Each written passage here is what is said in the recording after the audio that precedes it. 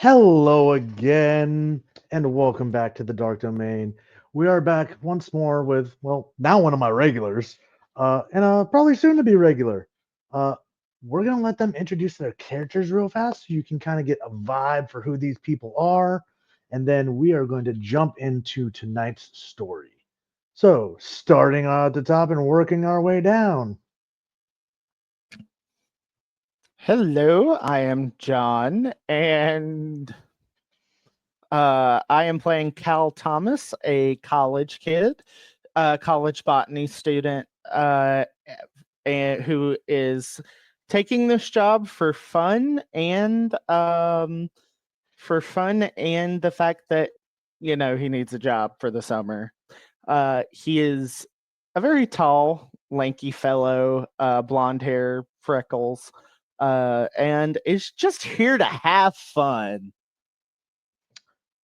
And we seem to be having a little bit of a technical fallout. Uh, so we'll just give that a couple minutes for Julie to join us again. So, but yes, last night we had an episode. You guys can go back and watch it. It was an Oops All Muppets where we basically played through a slasher film, but all the characters were Muppets. And at the end of the thing, they failed to check the back seat or behind the back seat. Uh, you can go back here on Twitch and watch that, or go over to our YouTube channel and check it out. Uh, pop, pop, pop. It was great. Yeah.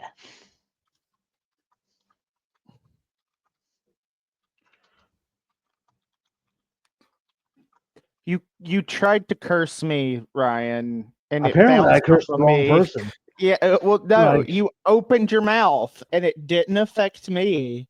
It affected the other player tonight. Way to go! it's fine. It's fine. That Probably, was maybe. that La Sombra Juju just bounced right off of me and went to somebody else. It's fine. It's fine. It'll all be okay.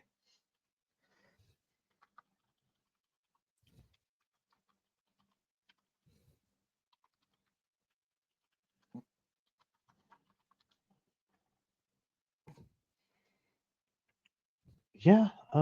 Hopefully that's not a big issue.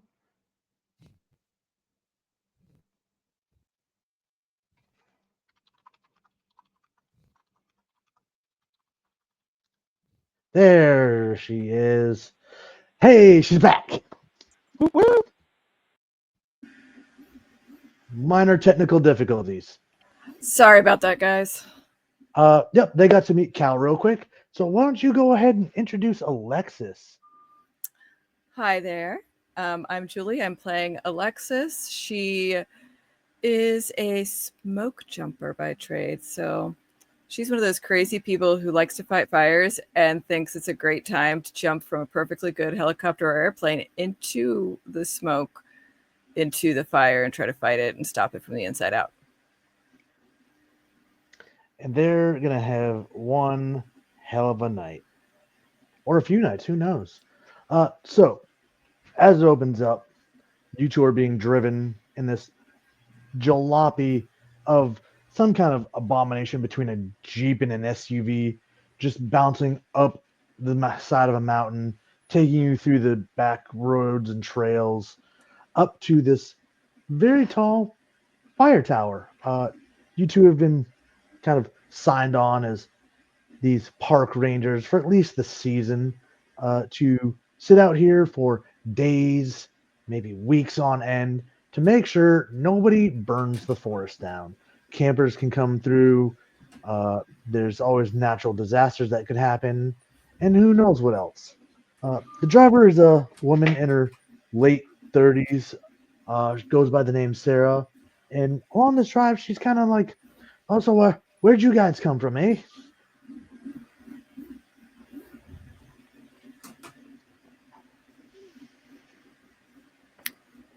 Always lived around here. Oh yeah, yeah, me too, me too. What about you? Cal is totally not paying attention. He's got his nose in a book and taking notes on something. Kind of like looks back like, oh, all right. Small chit chat aside, kind of pulls up along this fire tower, parks, turns the vehicle off. I think Julie's having a little bit more technical issues there. Oh, I can still hear you, but everything just went black on my screen. Oh, We're boy. having a great night. Just keep talking. Yeah, it'll be fine. Yeah, Sarah yeah. gets out, kind of like straightens her park ranger uniform, opens up the back to where you guys' bags are, pulls them out, kind of like sets them on the ground, and then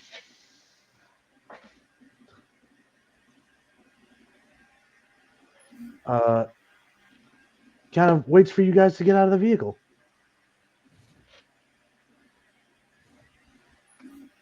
Well, Khaled's going to get out and grab his bags. Yeah, she'll get out, grab her stuff, start heading towards the tower. Sarah kind of like, did you want to know how to do this? Sure, enlighten us. He's probably never heard this stuff. So there's a radio up there and some binoculars, and there's a rifle, but we don't really have ammo for it. There's a couple of tranq darts in case like you guys have a bear or something like that. But really, a couple of beds, radio. There's a fridge that's stocked. It's been recently resupplied. You guys are good. We'll have more come in next week. But till then, you guys are gonna kind of be on your own. Sure, sounds good. Sounds like a plan. All right. If there's any troubles, just use that ATV over there. And she like points to the other side of the tower where, sure enough, there's a 4-wheeler sitting right there. The keys are up there. You can use that. Like if you see a fire, go check it out. Make sure there's no campers like destroying the forest or anything. And yeah, have fun. And there's a couple other towers. You'll probably hear them on the radio periodically. Okay. Sounds great. Thank you. Sarah will get into the vehicle, turn it back on, and take off. Oh, there she goes.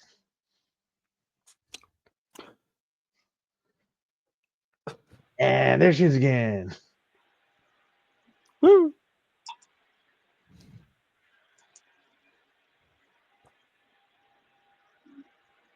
No, that computer is not liking this. Yeah, Sarah dropped you guys off and took off.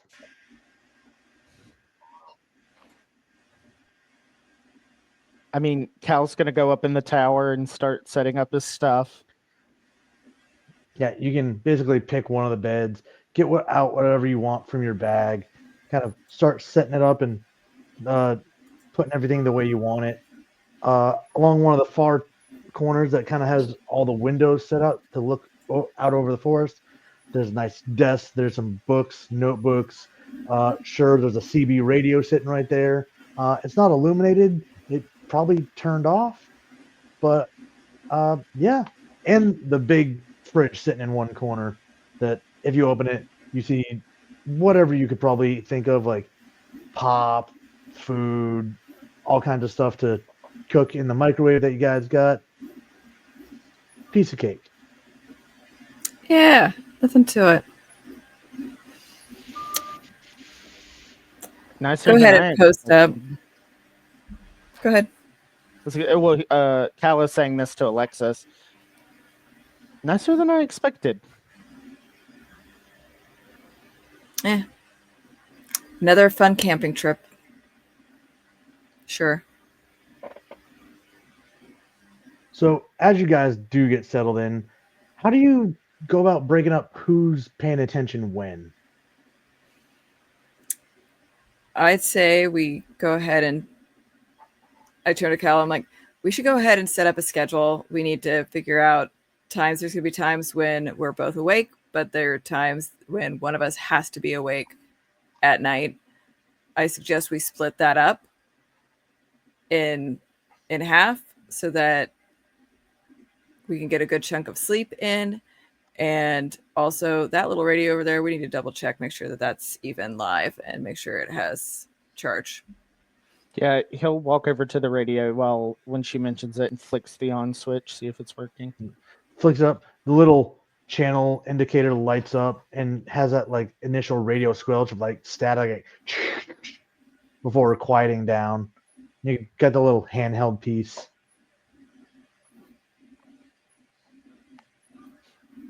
Cal is going to plop down and start unpacking his bag while he's talking to Alexis, and I don't mind being up during the night quite a bit, honestly. I'm a senior in college, so Yeah. I'm used to the late nights. And Alexis would see out of his like big duffel bag, he takes out like 2 cases of the 4-pack of energy drinks and just goes and puts them in the fridge. As is custom. Yeah. I mean, she's honestly not that much older than him, so she's probably only a couple of years older than Cal. Yeah. She just kind of shrugs. I'm like, all right, so you take first watch, I'll take second, and then you can stay up late and I'll get up early. I figure that works best for our normal sleep schedules. I mean, I'd like to go out during the day as well. Yeah. So he looks really excited about something. Like he's just very excited to be in nature and get to go look at all the trees. You're not going to start hugging this tree here, are you? Because that might get weird. We can't have any tree humpers here. That's just weird. I'm a botanist. I'm studying botany. Okay, that's okay, as long as your love for it stays within the book realm. He just kind of turns his head. It just can't, like, he is understanding what she is saying, but is like, what has the look of, what have you experienced to feel the need to tell me that? Is what the look on his face is. All I'm saying, dear, is you look very excited to be here. Yes. Don't get too excited. I mean, it's not going to be as exciting as you think it is. I mean, we're sitting here watching for smoke. That's our job right now. At this point, he pulls out several notebooks and journals. Excellent. Hopefully, people won't be stupid and try to burn the whole forest down. So I can work on other things while we're fire watching. Just as long as when it's your turn, you actually are observant. Don't let me catch you with your nose in your book when you're supposed to be on watch. That's not going to go over well for me. To be clear. Well, yeah, I'm getting paid to do a job. I'm going to do the job. Good. Whew. Clash of personalities, these two. Oh, yeah. No, when you guys made these, I was like, yes. Conflict. So, yeah. The first few hours go without incident. The sun shining in through the windows. Regular sounds of nature going on. Occasionally, there's that strong breeze that'll hit up against the tower and kind of make the old wood creak a little bit. Nothing to be, like, frightened about, but, like, the sounds of being out in the woods. Nothing really happens that first day. It's quiet. It's almost dead silent unless you guys decide to go out adventuring or doing anything out of the ordinary other than taking turns with the shift. She's going to go on a hike. She's going to get her bearings with the surroundings, and she's going to kind of leave them there and be like, look, I'm going to go survey things, see how things look out there. You're on watch while I'm gone. Okay? That sounds like a plan. All right. She's trying to throw out an olive branch. She's like, is there something specific that you're looking for that I can keep an eye out for so I can direct you there later? Not really. I've never been to this part of the country before, so I'm not familiar with the native species here other than reading about them. And I just want some hands-on experience. So if you find anything interesting, let me know. Okay. I will do that. So Alexis heads out of the tower, goes down, and it's just hiking through the woods. Alexis, can you give me a wits, and I believe it is wits and composure? That's awareness technically. Okay.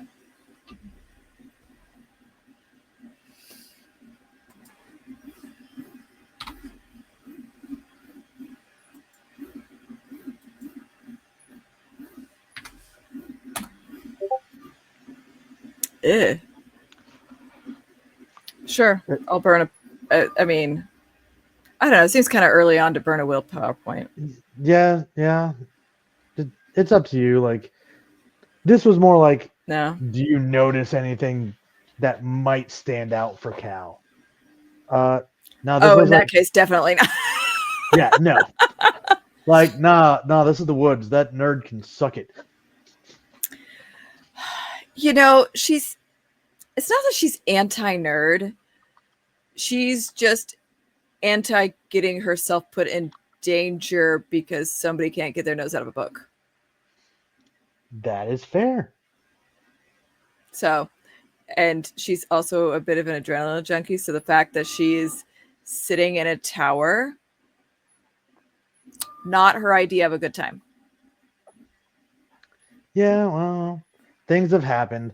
So, but yeah, no, you walk through the woods, go on a hike. It's a regular coniferous pine forest.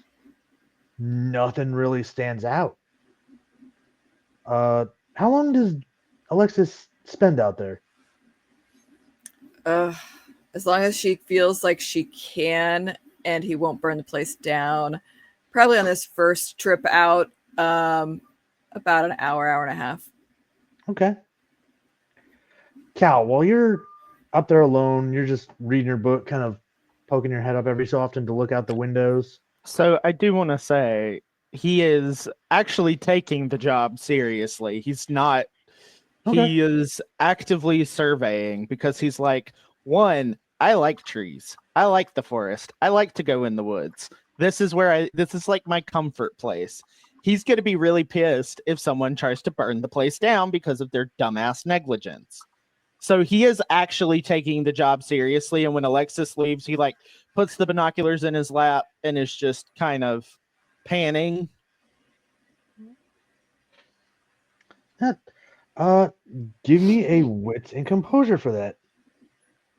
I'm not going to promise he's good at this. I didn't say he takes it seriously. I didn't say he was good at it. That totally fine. One Hey, success. one. With one success, you're gonna like this is up in the Pacific Northwest. It's lots of pine forest. You kind of see the mountain ranges. You can see to the north, Mount Rainier, with its snow capped and low cloud cover on it that it has almost year round.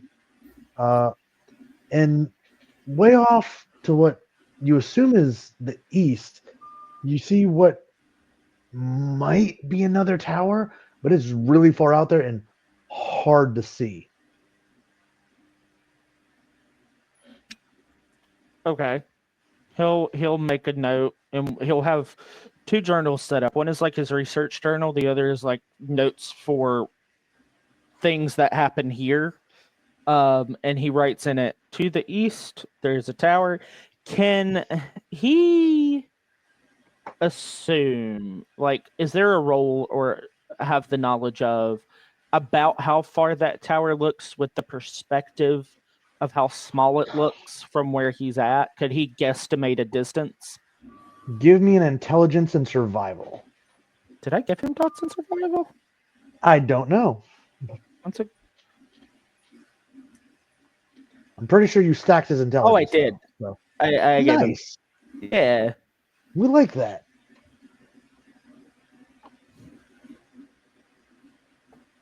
Underrated skill, honestly, in this It, whole game line. No. you have no concept of distance to that tower. That tracks. That's far. Mhm. Yep. Okay. But he knows it is eastward, which is really Yeah. Like, even like the basis of people, like the sun rises over there and it goes to bed over there. yeah. So he would probably make his note like this in his journal, day 1, and then it says eastward tower distance ? While you're doing that, the radio squelches and there's a voice that comes across. Hello? Can you hear me? He walks over and grabs it. Hello, is anyone there? Yeah. Yes. Hey, you must be the new guys, right? Sure are. Hey, I'm Hank. I'm in the next tower, way off to the east. You might be able to see me from here. He turns and waves. Nothing. Yeah, I can see the tower. Do you know about how far it is? How far these towers are apart? Yeah, that's about a 10-mile hike. Oh, okay. Thank you. Everything okay? Yeah, no, we like to keep in touch out here. I'm the nearest tower to you guys, so I wanted to introduce myself. Awesome. It's nice to meet you. I'm Cal. Hi, Cal. Are you the only one working that? No, my constituent went on a hike. I'm keeping watch. Okay, good. Just be careful. There's sometimes the campers out here can get a little bit crazy, and we've had more than one forest fire over the years. Yep. Okay, good to know. And make sure you guys don't leave any food outside. The bears are pretty bad out here. Noted. Bears are pretty bad. Give me 1 second there, Hank. And he walks over, puts the CB radio down, walks over to his journal. Day 1, distance, scratches out the X mark, puts 10-mile hike. Underneath, don't leave food. The bears are bad. Walks back to the CB radio, picks it up, clicks it. Thank you for the information about the bears. I'm keeping a notebook of all of this information so we have it on handy if we need have it handy if we need it. Yeah, no, of course. If you guys need anything, I'm just a radio away. Awesome. Thank you. I'll let Alexis know. All right, cool. Hank out. Just puts it down. Yeah, and that's all that really happens within this hour until Alexis kind of makes her way back at her leisure. If there's anything else she really wants to accomplish during that. I found some berries, edible, and brought them back to him. Peace offering. Give me an intelligence and survival. Well, hopefully They're hopefully edible. Well, I mean, so intelligence and survival? Yep. And remember, if you don't have any dots in the associated skills, there's a penalty marked on the sheet above that column.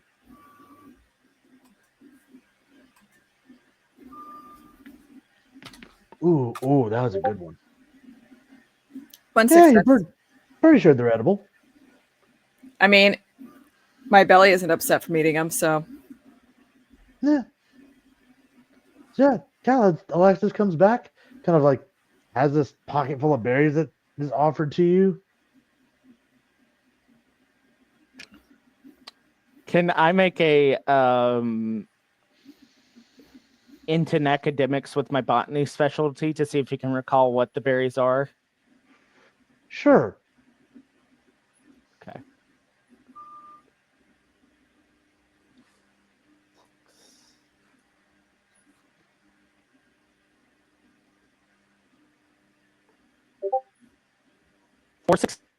successes.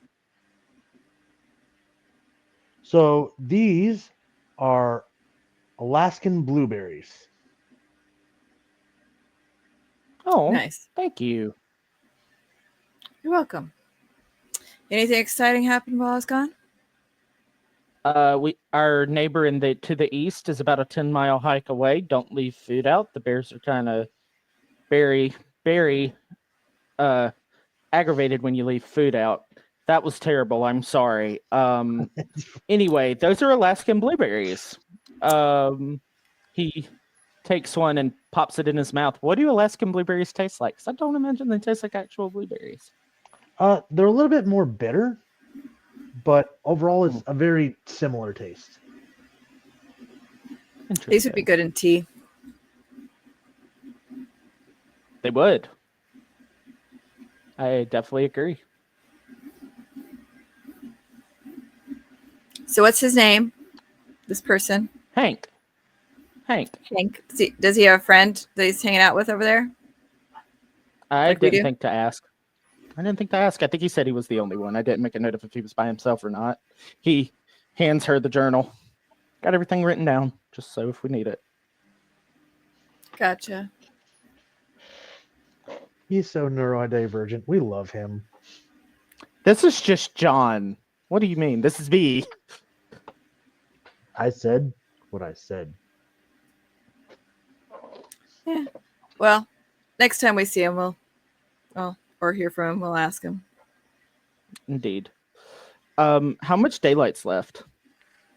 Probably 2, maybe 3 hours. It's getting to be like the mid to late afternoon, but it is like the late spring, early summertime, so there is still plenty of daylight.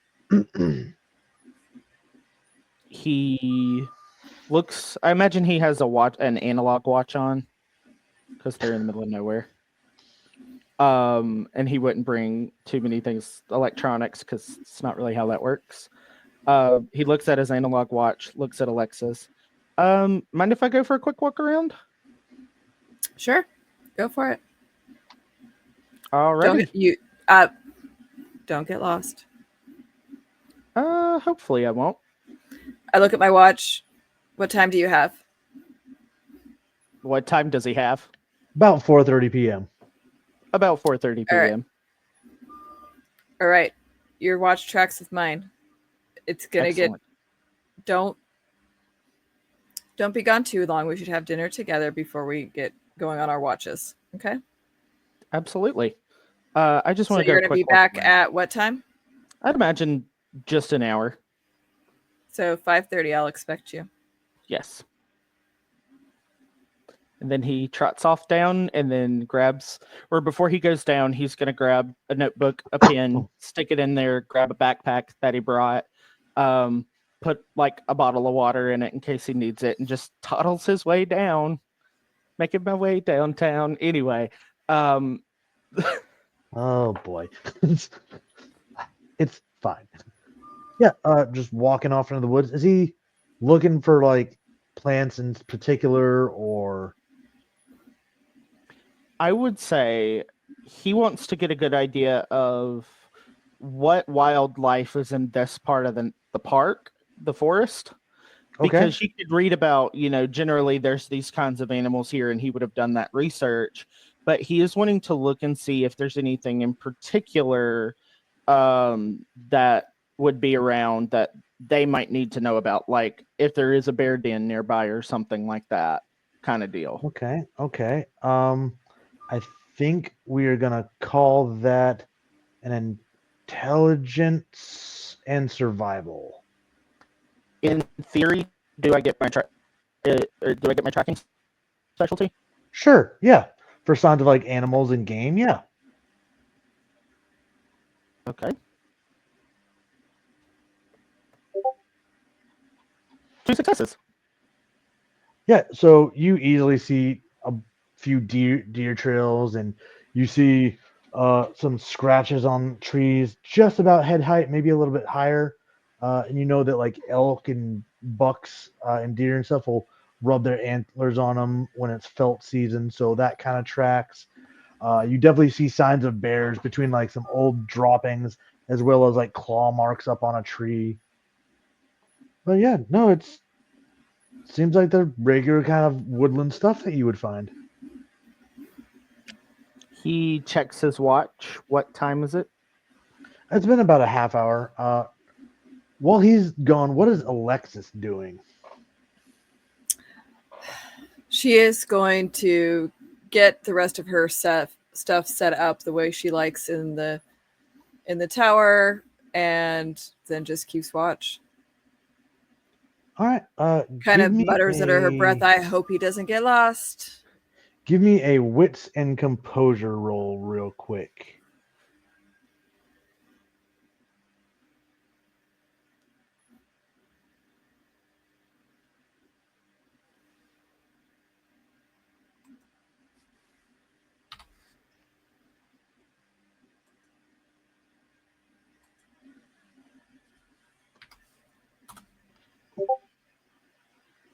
One.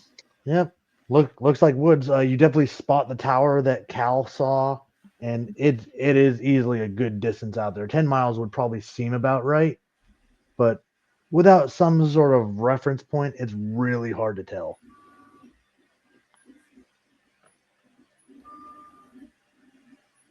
And how does Cal finish up his walk?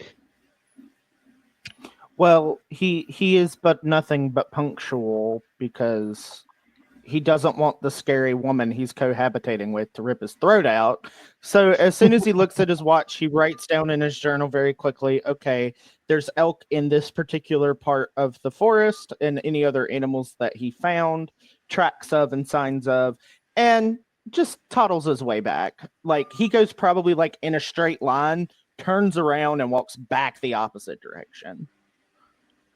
Fair. Yep. It goes without incident. You see the markings as described before coming back, about 5:30 to the base of the tower. Alexis is relieved that she doesn't have to go searching for him. She was thoroughly convinced he was going to get lost. Nah, he didn't go too far. Thankfully. Yeah, you guys can crack open whatever food you plan on having for dinner, whatever you find in the fridge.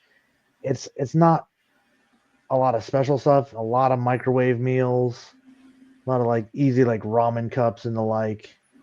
But yeah, the night sets on, the sun sets off over the mountains to the west and down over the Pacific coast. And Cal, you're doing the late night shift, right? The first one, yeah. So night comes on. It's eerily quiet, almost deathly quiet. Just not even the sound of like nighttime animals. But can you give me a wits and composure? I can. I don't know if anything will come of it. Well, that's fine. Even if it doesn't, I still have things.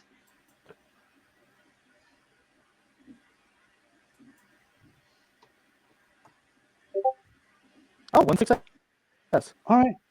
With one success, not terrible. For a moment, when you're sitting there watching, you take a moment to glance down towards the tree line near, because the tower's in a clearing. So, you can have the ATV and everything and pull up. You could have sworn for a split second you saw somebody standing at the edge of the trees. But it's like you blinked and it was gone. Oh, I hate this already. Okay, he's just...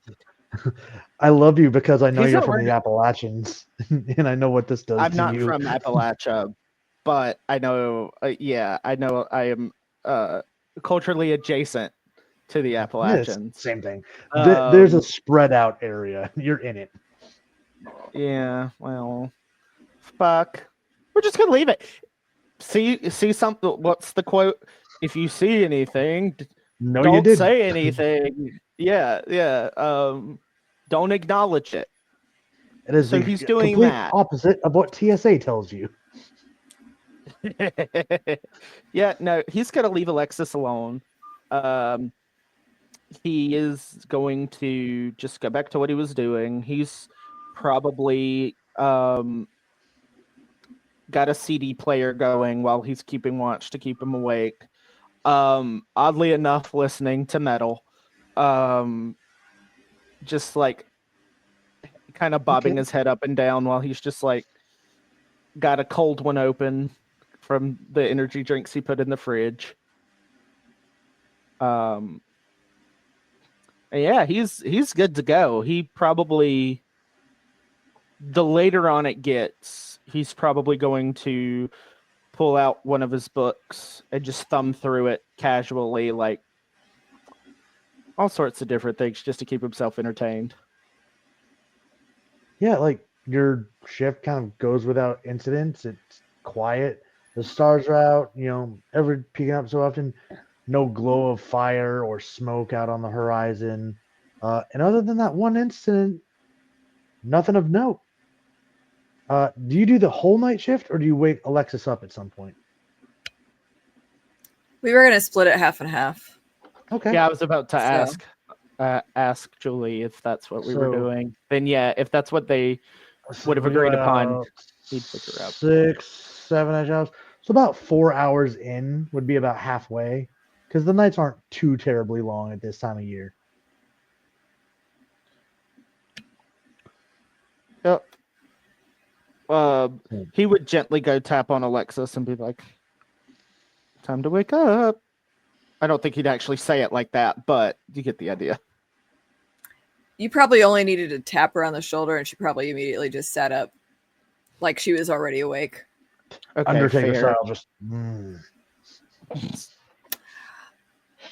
Maybe not exactly, but definitely probably unnerves him that she should just sit up completely awake the second he taps on her shoulder. all right. We're about that. So yeah, she's Yeah. probably quicker than you expected. You're like tap tap. Oh, okay, you're awake. Yeah. Yep. He goes and pulls.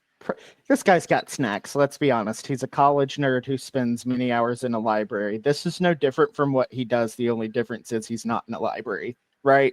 He knew to bring his own snacks. So he goes and grabs like some jerky and something like that. And while he's waiting on the caffeine to wear off, he probably picks up a book on the area, like the Pacific Northwest that he brought with him. It is like flora and fauna and thumbing through it, and then eventually falls asleep. Okay. Yeah, reading over the different species of plants and whatnot that are in the area, as well as it has some history about like the communities that moved out here for the logging and lumber distribution centers and whatnot. Anything like that, unless you find it super interesting, would put anybody to sleep.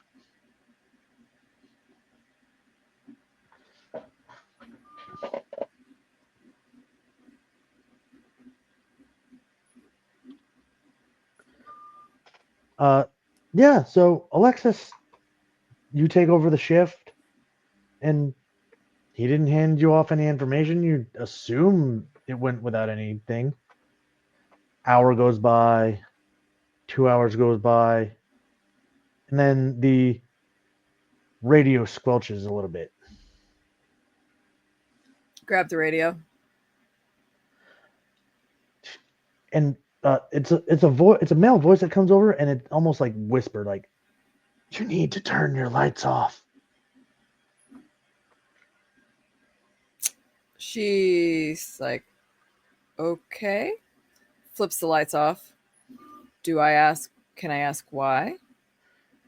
They can see the lights.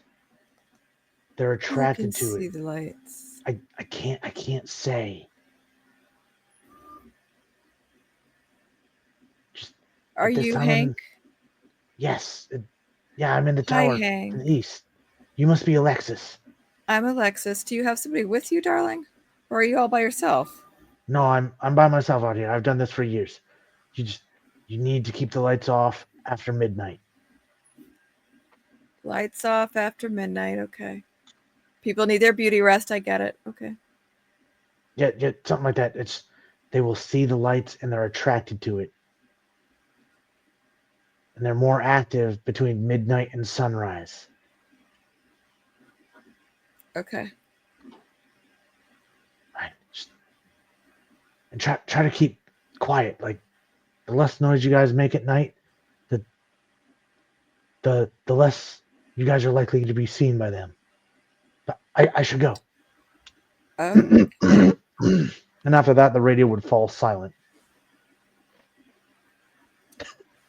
All right. Your sounds face gives me special. life. He sounds so special. Maybe he's been out here a little too long. She kind of shrugs it off. She leaves the lights off. She doesn't really care anyway. I mean, having the lights on doesn't help her to see out into the darkness better. It actually probably hinders it. So the lights off makes more sense anyway at night. Yeah, anyone that sat by a window at nighttime with lights on knows that glare hits the window and bounces right back at you. And it's actually easier to see through a pane of glass when it's dark on your side. Exactly. But yeah, you got to experience your first bit of what the hell was that? She just shrugs it off to the guy being crazy, to be honest. All right. Like, okay. So, but after that, the rest of the shift goes without incident.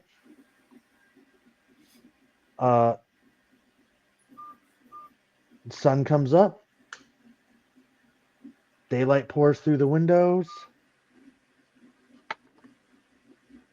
And everything, birds start flying by, chirping.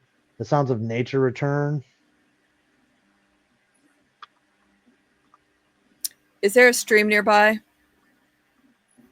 Yeah, for the sake of that, we can say that you guys ran by a stream the other day. With fish in it, perhaps? That would be harder to tell. Okay. When morning breaks, I'm going to wake Cal and say, hey, I need you to keep watch. I'm going to go back over that stream I found yesterday, and see if there are any fish. Maybe we can get some fresh fish for breakfast this morning. Ooh, that sounds nice. Good luck. I'll keep watch. Yeah, you keep watch. Make yourself a cup of coffee or something. I'll be back in a little bit. All right. I feel like he does not make coffee, but he probably cracks open an energy drink. I mean, Yes. caffeine. I think I've got his vibe now. Mm-hmm. Like college kid, nerdy. Mm-hmm. Yep, he'll go crack a cold one. And then he is actually, while he's watching, going to go over to the CB radio and very quickly radio Hank. Yep. So you click it on. What do you say that first time? He's going to go, Hank, you there? It takes a minute. Then it squashes back like, hey, Cal, right? Yep, that's Cal. Yeah, it's Hank. Is it normally this quiet at night? Oh yeah, I mean, yeah. The woods get really quiet at night. It's kind of spooky sometimes. But like I said, like I told Alexis, just make sure you guys have your lights off after midnight. Why? They can see the lights. They're attracted to it. Who is they? Do I even want to know? No, you don't, and I can't say. Okay. Cool. I'll talk to you later, Hank. And clicks off the CB. Alexis, as you make your way to the stream, can you give me an intelligence and investigation as you are searching for fish?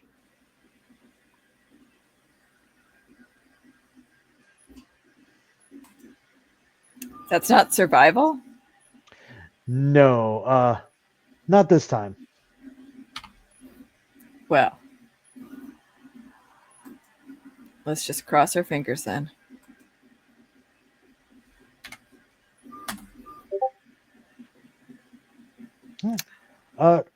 So yeah, there's fish in there. They don't look very big, and you're not exactly sure. You could do a survival roll to see if you know what kind of fish they are. Yeah, I'll do that. Okay.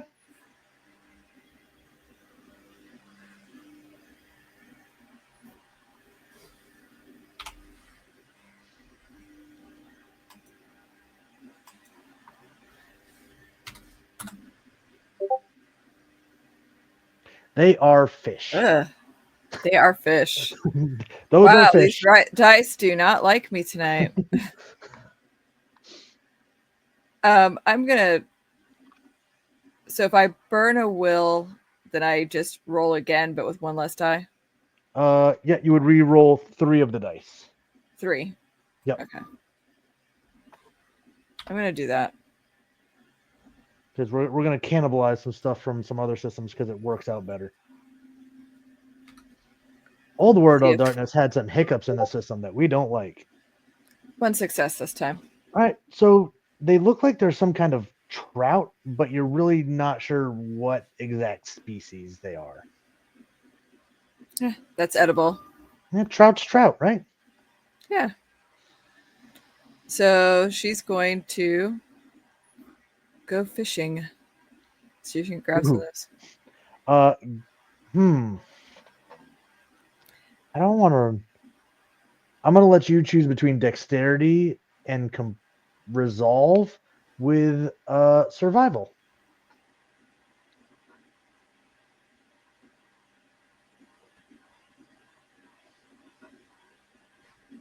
Okay. Like I could see an argument for either one of those, so I'm going to let it be your choice. The one that gives you more but dice. That's usually There you go. 2 all successes. right. 2 successes. Yeah, you're able to pull 2 or 3 fish out within probably an hour. It's not bad. All right. Grab those guys and head back to the tower, and I will clean them in front of him. Because I don't know if he's ever seen that before. I love it. Well, so you take it back and you'll take him up and start cleaning them in front of him. Do you think, Cal, do you think he's the kind of guy that might be squicked out by that a little bit? No, he's a scientist. So He's a it's more of a scientist, like specifically whoa. with. It's. I mean, here's the thing. This is probably not his first time watching someone. Does he like to do it? No, because he's like, that's a lot of work when I can go to the grocery store. And so he's probably seen people do it before. He just has no interest in being the one to do it himself. Yeah. But in this Like- instance, he will look at Alexis. Would you like some help? Sure. Have you done it before? I've watched it I enough can teach times you in my how. life. Sure. I can teach you. Sit down. I'll work on this one. You can work on the other one, and we will do them side by side at the same time. You hands on. Best teacher. All right. Give me a presence and survival. Both of us? No, just Alexis to teach him how to do it.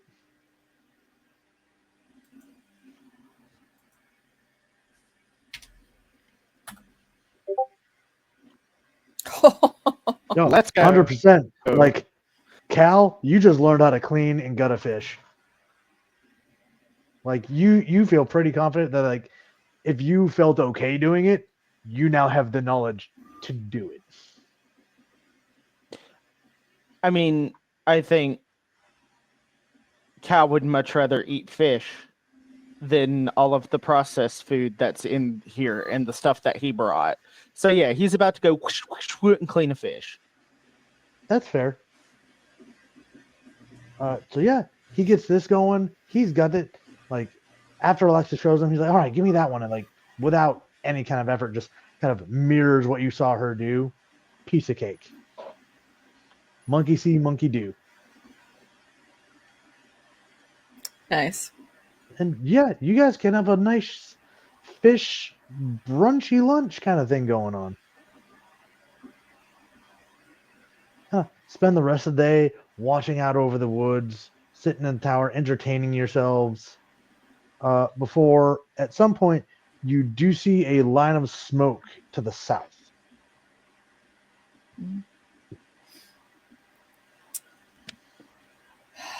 Well, that's not good. About how far do you think that is? Is that a survival check?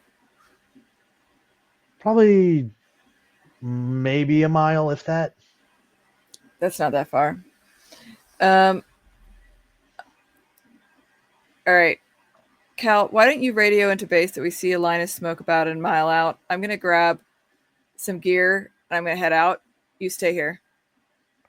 And I'm going to take... Do they have walkie-talkies there? Yes. I'm going to take a walkie-talkie with me. I will let you know if I come across any issues. And, Absolutely. and you keep an eye out, all right? Absolutely. All right. He goes to do what she says. All right. She's going to grab just a basic backpack with the essentials for putting out a fire, but also including a hatchet because that's part of her normal gear. Right. So you take off towards that line of smoke, leaving Cal up in the tower. Are you on foot as you go? It's only a mile, so yeah. Okay. So yeah, takes you probably about 45 minutes to get there. For a mile? Over mountainous terrain? Yeah. Okay. Trust the guy that's hiked through the woods enough. And when you get to it, there is a campsite. Like there's about 4 people sitting around a little stoned in campfire, roasting hot dogs over an open flame. A couple like turn to like see like wave like, hey Ranger. How you guys doing? We're good. We're good. Being safe? Of course we got it rocked in. We got some water over there. Like we're good. Okay. How long you guys been out? We just got out here this morning. Nice. Where are y'all from? Oh, we came from Portland. We wanted to get out of the city. It's a nice place to come to. How long y'all expect to stay out? Just a couple nights. Portland was getting a little weird. A lot of stuff happening down in Old Town. So we just kind of wanted to get away from that.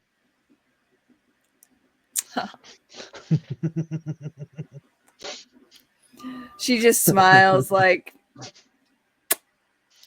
she tries to camouflage the, well, be safe, high fire danger this time of year, so keep it contained. Okay. What is she trying to camouflage? The look on her face.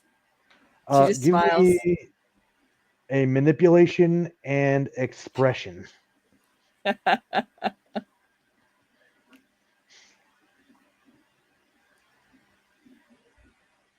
As we say in the business, if you're gonna lie to people, you're gonna roll for it. Oh, she's not.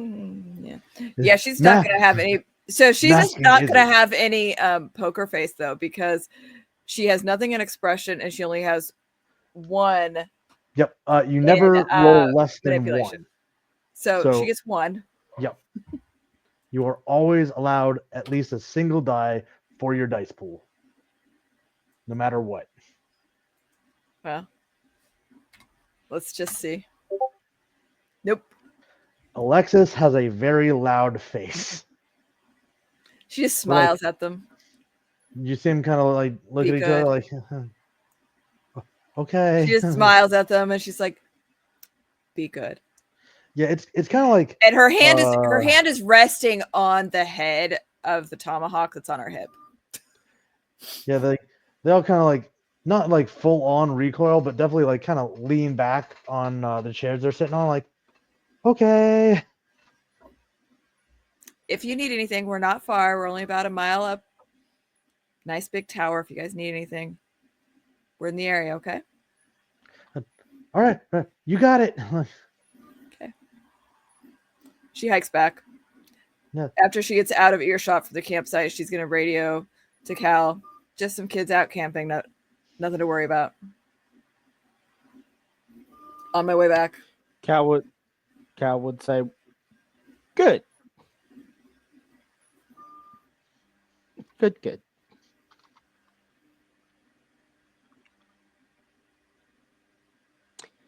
While she's making her way downtown back to the Mhm. tower, Cal probably also would have brought some books on the like folklore of the Pacific Northwest, because after what Hank just told him, what he saw, and then how quiet it was, because he would know, like, just in general, predators are usually the reason you don't hear night animals like that. Like, you hear the sounds of the native fauna, the nocturnal ones, unless there's a nocturnal predator out and about. And so he's probably thumbing through a couple of the folklore books to see if he can find anything for this specific area of the mountains. Yeah. So thumbing through these, he does manage to find one. And there's four, or really three, that stand out. One being the ever popular, like, logo of the Pacific Northwest, Bigfoot. The second is something that a lot of people that are not from the region are probably not familiar with, something called Bat Squatch, which is primarily localized to the Mount St. Helens area of Washington. It's something I learned about when I moved out here. It's like a gorilla with bat wings. Oh, I hate that. Yeah, no. Anyway, It makes absolutely no sense whatsoever. I'm like, I'm a cryptid fan, but I don't buy that one. Sorry. I would have rather you just told me it was Mothman. I would have believed that more. You leave the lights on, like they come to you, like Mothman. Anyway, and you said there was a third one. Sorry for the tangent. Yes. Another one that's more based in indigenous people lore, called the Wendigo.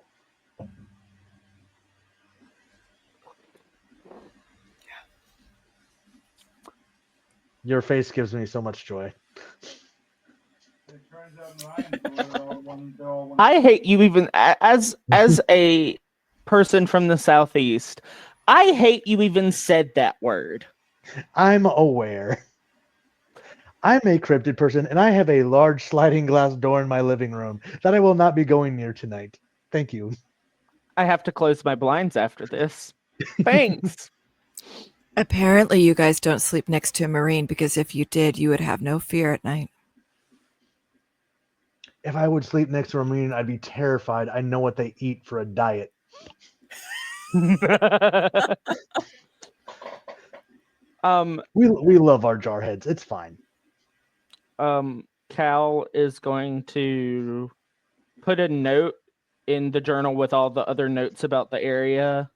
So, too quiet, must be a predator, Wendigo, Bat Squatch, or Bigfoot, ? And he's going to then scratch out the word Wendigo, because he doesn't want it to be a Wendigo. Because that's I'm not manifesting cool. this. I'm manifesting it to not be that.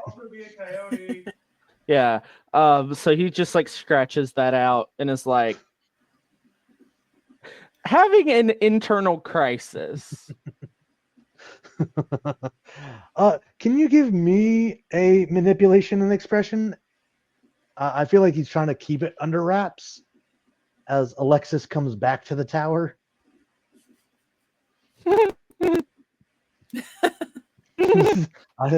You're-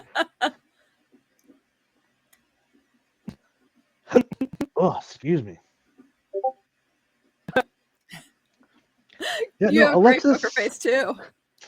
you both, you're not, neither of you are people that lie. You get back and Cal looks kind of freaked.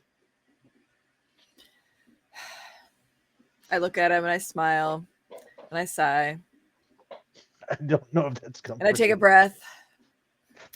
So, how'd it go while I was gone? Oh, it went fine. It's fine. It's fine. We're fine. They didn't start a fire, did they? They have it Like- properly contained and nothing, it's within the ring of their stones. They actually did it the right way. Apparently, they know how to read, paid attention when, that big bear guy says, don't start forest fires. They were paying attention. So, Good. Oh, that hurts a millennial. so caught the Only tail they end paid of that. attention.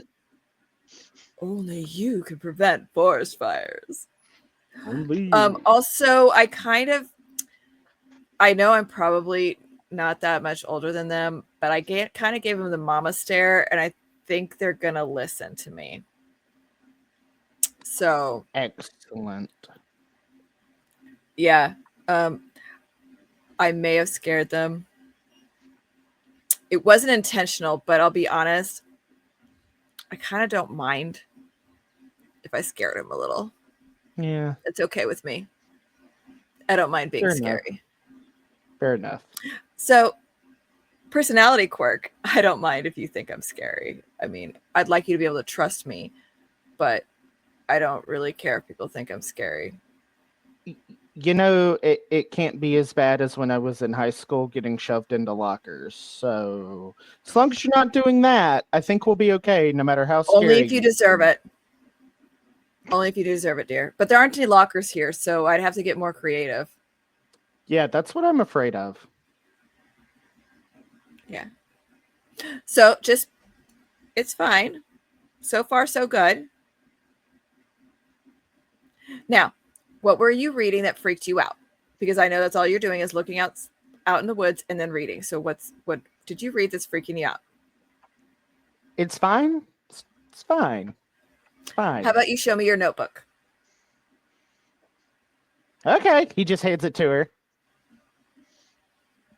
And you would see the 3 words that are written down with the 1 crossed out.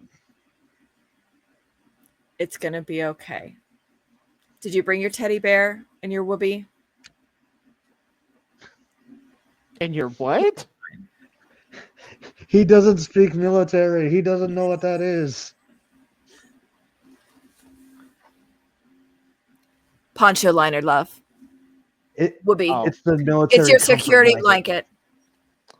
Oh, no. I left that at I home. personally have a hoodie made out of it. It's fantastic.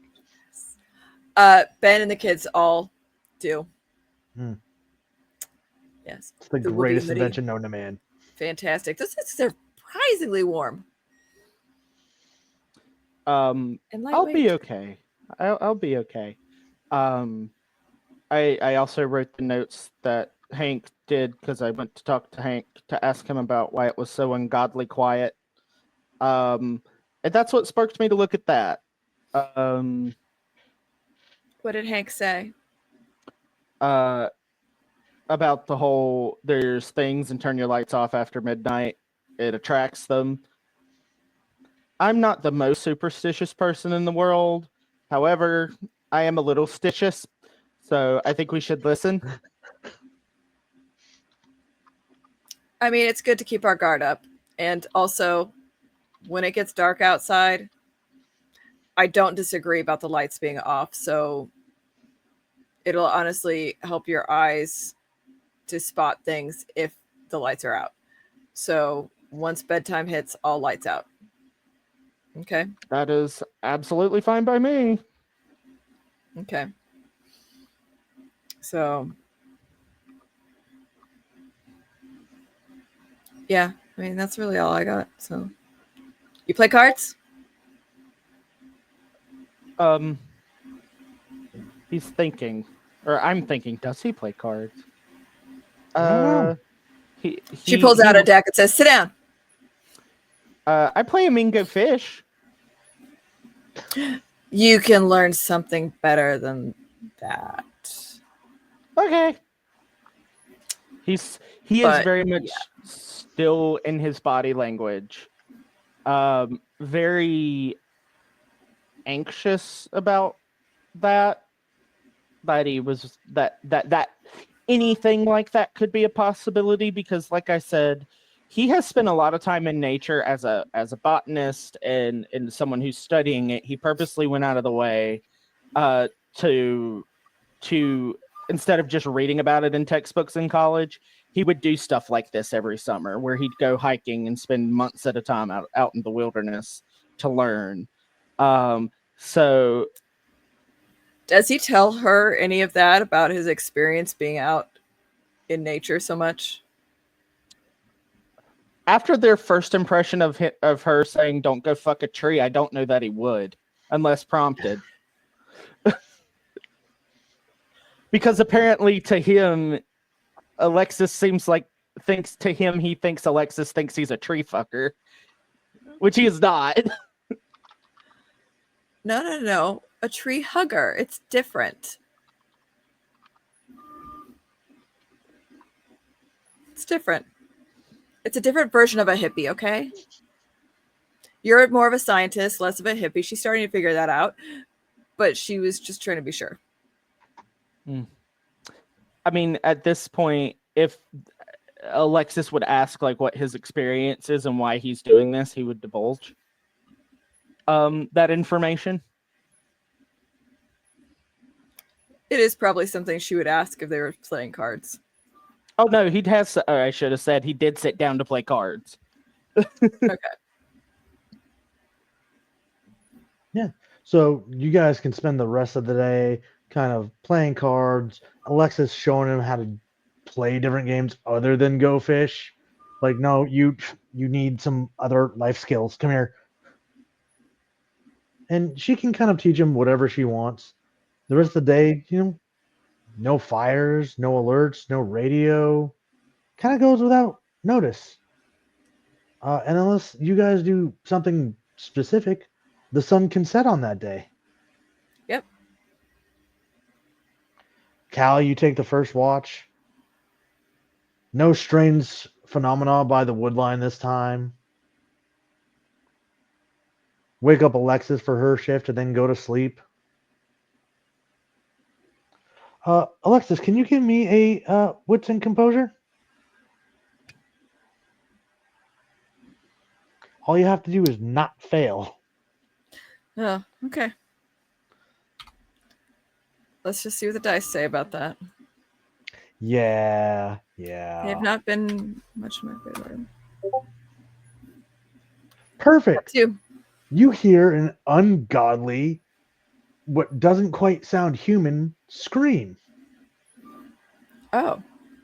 That seems to just reverberate through the tree line to where you cannot tell where it's coming from.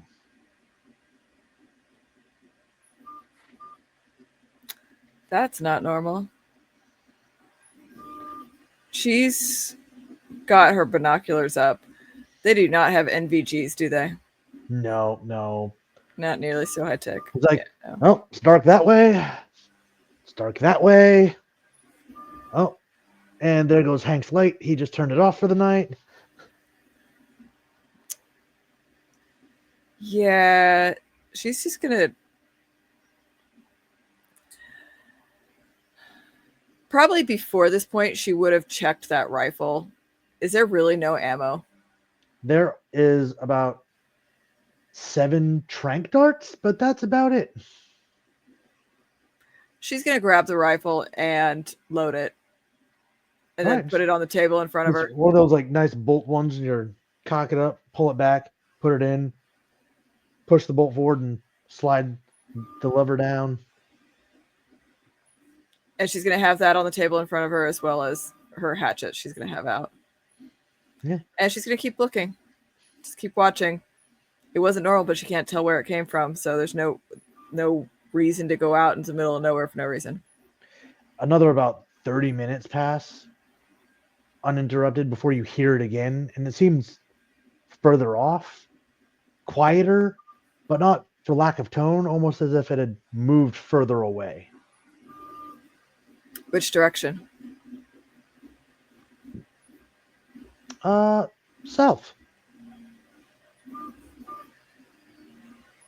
She's making a mental note. We have to check on those campers in the morning. Make sure they're not being stupid. But yeah, after that, the rest of the night goes without any kind of incident. Okay. In the morning, she will wake Cal up and say, "Hey, I think those campers last night were being young little twits. I'm going to go give goofing off. I'm going to take the 4-wheeler. I'm going to go check it out. Make sure they're doing okay." Would you like me to accompany you? We need to keep somebody in the tower. We need to keep Fair. watch. Fair. But I'm taking this. She has the rifle. Okay. And she just smiles at you like, "Don't ask." And she grabs that, has her hatchet on the hip, and goes. Okay. Call me if you need me. Shouldn't be gone long. Yep. Taken off, headed back towards where the campers were that night. You get to the campsite, and it is torn apart. That's not good. The tents are shredded. Their supplies look like thrown around everywhere. Does Does it she look go like a in bear? depth really? Give me a intelligence and survival. I feel like I should know that number by heart by now. It's a one-shot character. If it was like a campaign character, that'd be debatable.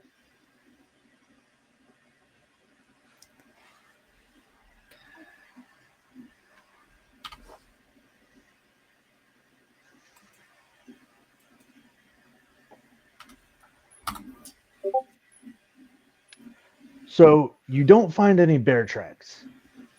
What you do find are tracks, but not ones you're familiar with. They're like human, but they're longer and seem to be stretched out and have like claw imprints at the tip of the toes.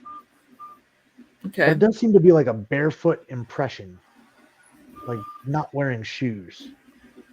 She's going to pull out her phone and take a picture. Okay. And she's going to take a picture of the pictures of the campsite. All right. And she's going to look around and see if she can't find them. Any drag marks, she's going to look up into the trees. She's going to look all around. She's going to try to see if she can see. Give me a wits and investigation for that one.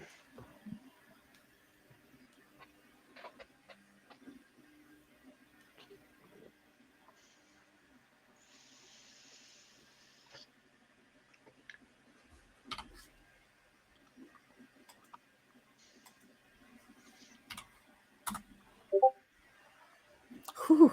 2 on 2. Oh boy. So nothing up in the trees, but you do see some drag marks that lead further south, along with more prints.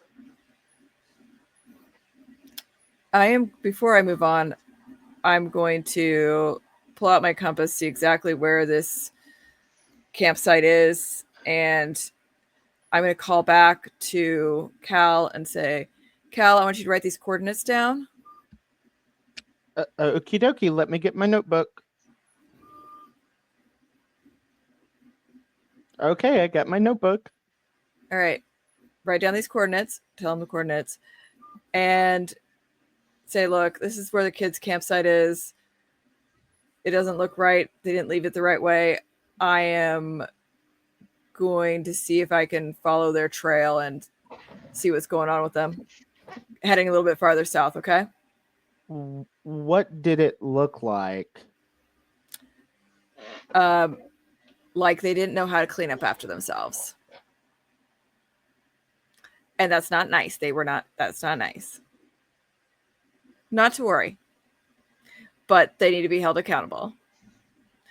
And yes, she is lying to him over the thing because she doesn't want to freak him out. Give me a manipulation and subterfuge, but for it being over the radio, I'm going to give you a +1 bonus because he can't read your facial expression or body language.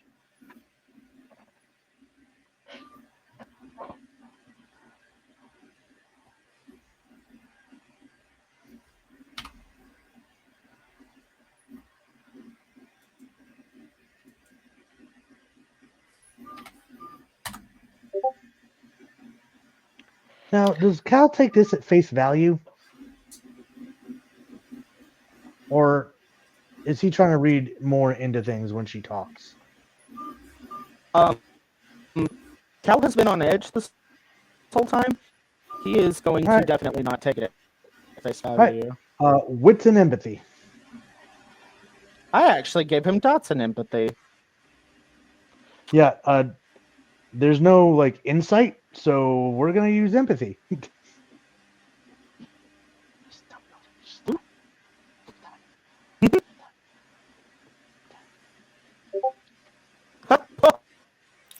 Three. Something about the tone of Alexis's voice doesn't seem like she's sharing all the information. Keep your eyes open up there, okay? Cal is gonna radio back. Don't go by yourself. Who's gonna watch for the fires? Yeah, I know. However, I don't think we should be the ones to handle whatever that could have been.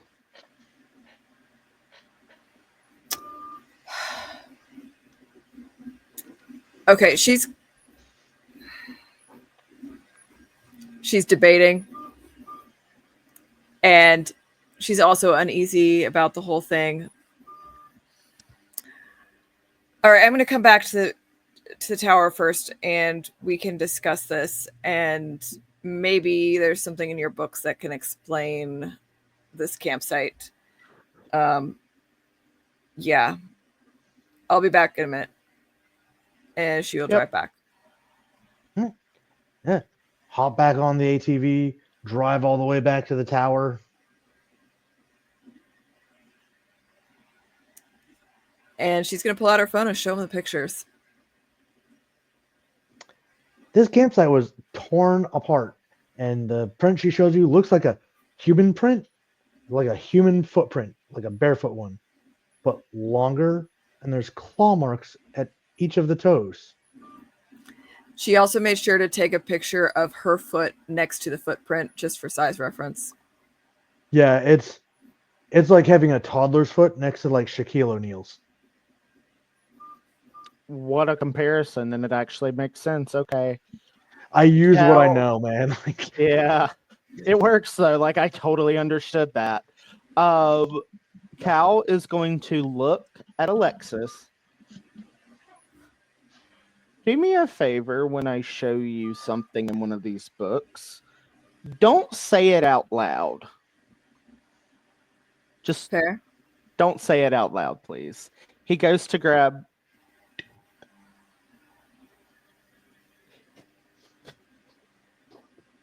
He goes to grab one of the books and flips to the page with that one word on it.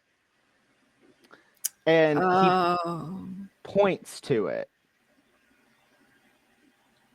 I mean, if fairy tales are real or nightmares, then that would explain it. But the question is, are they? Or is this somebody pulling a prank? And either way, I worry about those kids.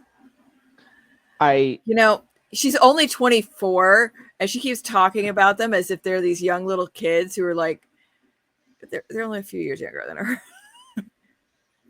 But at the same time, she just... but yeah, like she's just like, okay, so here's what we're gonna do. We are going to call to base and let them know that there were some campers, and it looks like a bear or a wild animal of some sort may have attacked their camp last night. We are going to investigate further together. Here are the coordinates of the campsite and suggest a ranger come out to help investigate. But we're Sure. going to go ahead and take off and see if we can find them. Acceptable. Does that work? Yep. He is like looks around. This is gonna sound so stupid. But would he know anything more about the Windy Nope than what was in that book? Go ahead and give me an intelligence and occult.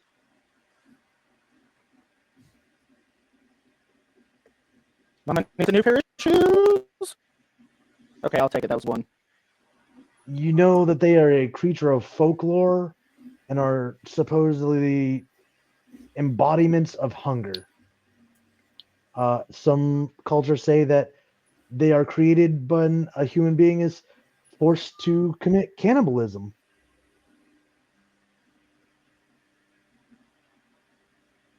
And trade for magic power. Anyway, He John doesn't just know as knows much a as lot about John them. knows. Yeah. John knows a lot about them because I'm from the area. I need you to understand how Yeah. excited I was when you signed up for this one. I am hating every minute of it. And by hate, I mean I really love this, but god damn it. Um, I really That's- want you and Jen in a cryptid one shot yeah. because I know you're my experts. On a side note, I Um, never watched my first horror movie until I was a sophomore in high school. Just gonna throw that out there. I am just a big folklorist. I'm a self-studied folklorist, so I know a lot of stuff about this that applies to the region that I live in. I grew up in the So I same just state learned as a lot of Stephen King. Like I watched it before I was in grade school. I'll tell you stories later after stream. I'll tell you stories. Does he have anything he can use as a weapon? I mean, I there's grab a that. second tomahawk. Okay, we would have had matching gear for putting out fires if we should see one. Yeah, That is true. like a That little is true. hatchet, like not something that you Yeah. could probably take a bear or something down with, but like for chopping wood, nothing big. Maybe some knives for cutting up food, and the trank rifle. Which I already had. Yeah. Yeah. What time is it? Right now it's probably about 11 a.m. Excellent. We need to be back by dark. Before dark. Yes. Are we clear on that? Oh, 100%. I'm right there with you. That's what he looks okay. at his watch. We gotta Yeah. go. So let's move it. Let's see what we can find out, and let's bide our time. And yeah. Okay, ready? Yes. Let's go. He very much looking at a place with a tactical tomahawk on his hip. I went to the army surplus store, Dad. Yeah, literally, that's what this guy looks like. Pray he doesn't have to use it. Anyway, he gets on. He lets Alexis drive the ATV. That's for sure. I got you.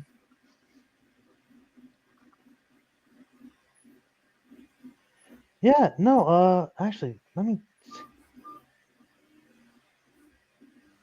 How I want to be evil, don't I? No. Yeah, I do. No. Alexis, can you give me a dexterity and drive?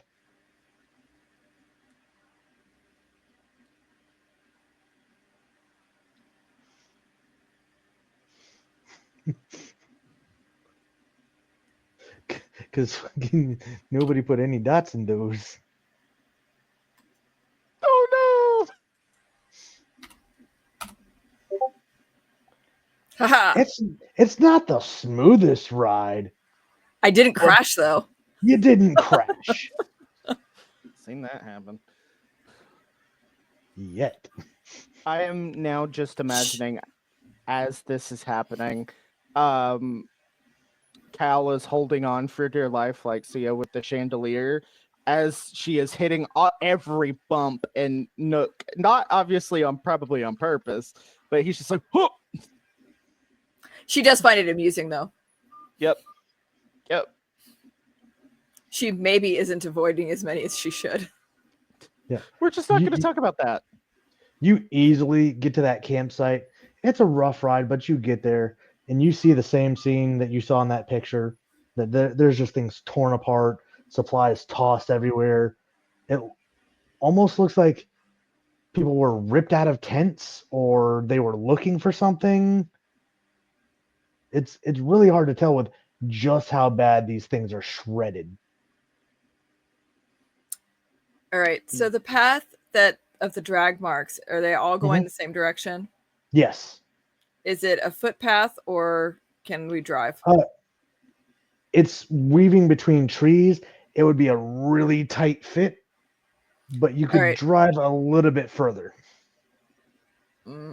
Drive what we can further, but not to the point of detriment with the vehicle.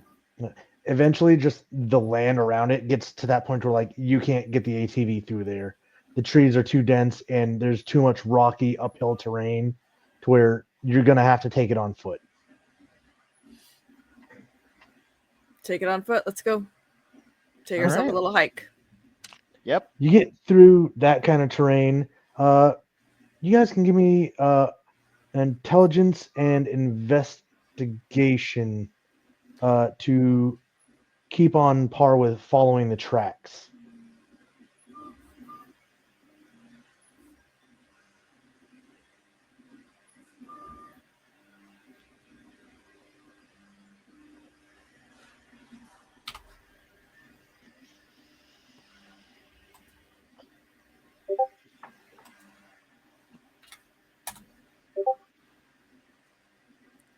All right. Cal, you're kind of able to follow some. You think you're following them the right way. Alexis, you're like, I've lost them. The ground has gotten too hard, too rocky. I can't make heads or tails of this. Could I argue, now that he's got into what I'm imagining is like the brush, right? Since he was able to keep a hold of it, can I now make a survival check to turn it into like he's tracking the thing? Yeah, I would take that. Okay. Yeah, and you would get your specialty. I imagine. Excellent. It's the same dice pool. Let's see how this goes. Yeah. Okay. 4 successes. That Let's initial go. investigation, you're like, okay, I gotta refine them. We were on the quad there for a minute. Like, okay, there they are. Got them. Now that you're on foot, it's easier to track footprints and drag marks in this kind of terrain as you're going slower. You come up over a hill crest and down into this little ravine that kind of turns into a bowl. And this bowl is probably 30 feet by 30 feet. So it's like, what is it? Diameter is straight across, right? Yes. I took like 4 years to do geometry. I'm not the guy for this.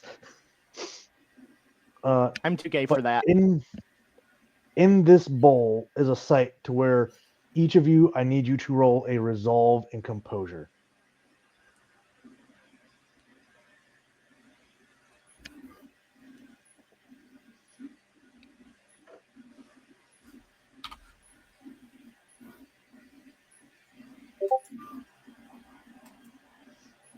Okay. We're gonna spend some willpower.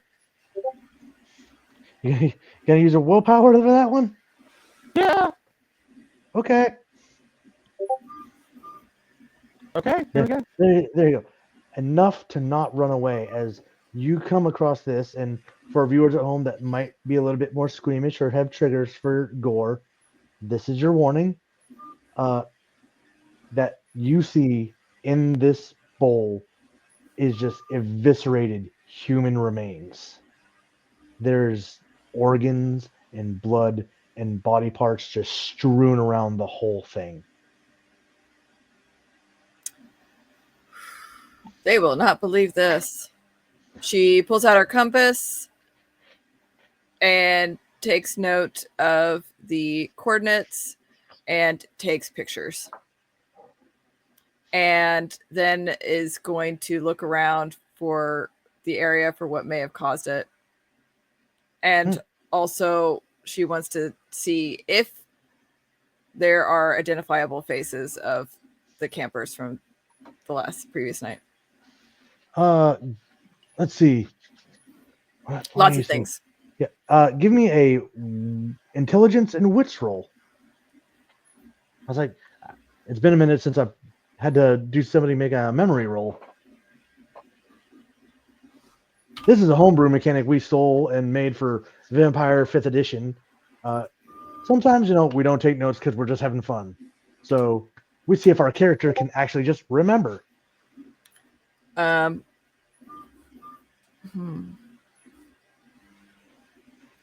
think I will try again. Okay, so that is 1 willpower for each of you tonight, right? Yeah.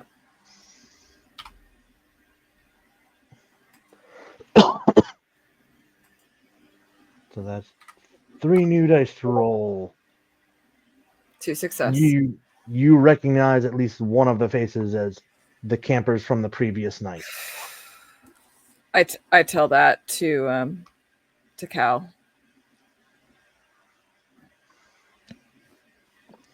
As he's processing what she says, I have danger sense. I don't remember how it works. It just felt appropriate. Let me pull that up really quick, and we will figure out exactly what it does. Books, core book, and we'll just scroll to the bottom because that is a merit, correct? Mm-hmm. Danger sense on page 108. That's why we like PDFs for. You gain a +2 modifier on wits plus composure rolls to detect an ambush. Okay. And then I'll have to look at the other one because I honestly forgot what I put on his sheet, y'all. Don't be like me. To be fair, you made this a while ago. I also have danger sense. That probably would have been useful earlier. If you feel like you're in an ambush, you can always make that roll, and you get 2 additional dice to it. Nice. Which is basically wits and composure is the effective awareness roll for this system. So it just makes you less likely to get caught off guard with that 2 additional dice pool. Helpful. Yeah, very helpful. It's a good merit. Right. But, you guys have found this gore pile. You recognize at least 1 or 2 of the bodies. You've shared that information with Cal. And you took your photo evidence. And wrote down coordinates and what time is it at this point? With all the travel and back and forth and having to hike on foot, it's probably gotten about 2:00 in the afternoon. Okay, we got a little bit of time. Let's take a look around a little bit to see if we can. I mean, Cal, what do you think? Keep looking for the creature or go back and call this in? Because this is really disgusting. This isn't right. I think we are out of our scope here. Yeah.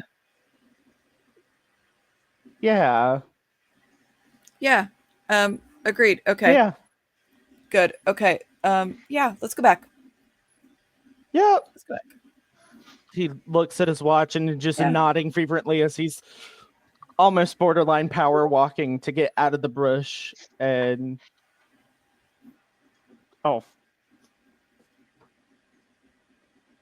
I see you rolled something. Don't worry about that. Yeah. Mm-hmm. Let's yeah. Let's move. Yeah. It's fine. Yep. Let's go. Let's go. Yeah. So you guys head Yeah, we back to the kind of tower. go. Yeah. Yep. All right. You guys walk back to the ATV, turn that thing around, head back to the tower, get there safe. Now travel this path a few times. You know exactly, like you can follow your own tire tracks back. No incident. All right. We're going to call it in now for the second time. Right. You call back down to base. Sarah will pick up. Like, hey, you guys. Hey, what's going on? Okay. So, don't know what this creature is that did this. I'll be honest, neither one of us have the knowledge base to be able to identify what did this, but we've got pictures. I've got coordinates. It appears to be the campers that we saw yesterday. Some late teens, early 20s kids from the city, and they've passed. They're gone. We've got remains. Oh no. It must have been a bear. Like those things get nasty out here. Well, I would normally say so too, except for the prints that we saw. The tracks that we saw did not look like bear paws. But I say, did you already dispatch a ranger to come out? We got search and rescue flying out right now. Okay, so they should come back here, at least one or two of them here, so that I can give them the recorded evidence. I've got Okay. photos. Yeah, we'll have a couple ground rangers out there. It'll probably take them a couple hours to get out there, but they'll be out there. Okay. All right. Well, we will be here. Yeah. All right. Yeah. We'll see you soon. And the line Sounds clicks over. I look at Cal and I'm like, let's check in on Hank. Yep. Sounds like a good idea. Mm-hmm. He Call over to Yeah. Hank. Yeah. Guys pick up the radio, kind of chime it over, like answers like, hey, what's up, guys? Hey, we just want to check in on you, see how you're doing. I'm good. I'm okay. What's up? Everything all clear in your area? Yeah. Nothing over here. Are you guys okay? We are fine. I don't think we really need to talk. Well, there were some campers, and they got attacked, and they're down for the count. We've got some rangers coming out. So if you see some rangers coming out, they're coming out to investigate it, because that's not our job. Okay. What So, do you think it's a bear or a mountain lion? Like or a something. a something? Sure. Yeah. Oh no. The scream last night. Yeah. That You guys need to stay in the tower. that's the plan right here. We came back. Don't leave the tower, like at all. Yeah, no. Right here. This is where we plan to stay, right here. And he's got some empty energy drink bottles that we can use if we need to. For what? Mhm. Oh, I wanna right. I mean, he shouldn't have to. You guys could. Never mind. Does this thing actually have a bathroom, or do we have to go out to the outhouse? I'm assuming that we're going out to It's an outhouse. out to the outhouse. Yeah, like I said, it's got that we've got like walk. bottles. It's got like that catwalk around the outside door. Like, if Cal has to go number one, he's fine. Yeah, And people of other body types might be okay. Depending on their comfort level. But yeah. finding out we've who got number bottles. 2 works for will be a little bit more difficult. I mean, It's fine. I've gone camping before. I know how this works. Yeah, it's Bucket fine. It's plus fine. trash bag. It's fine.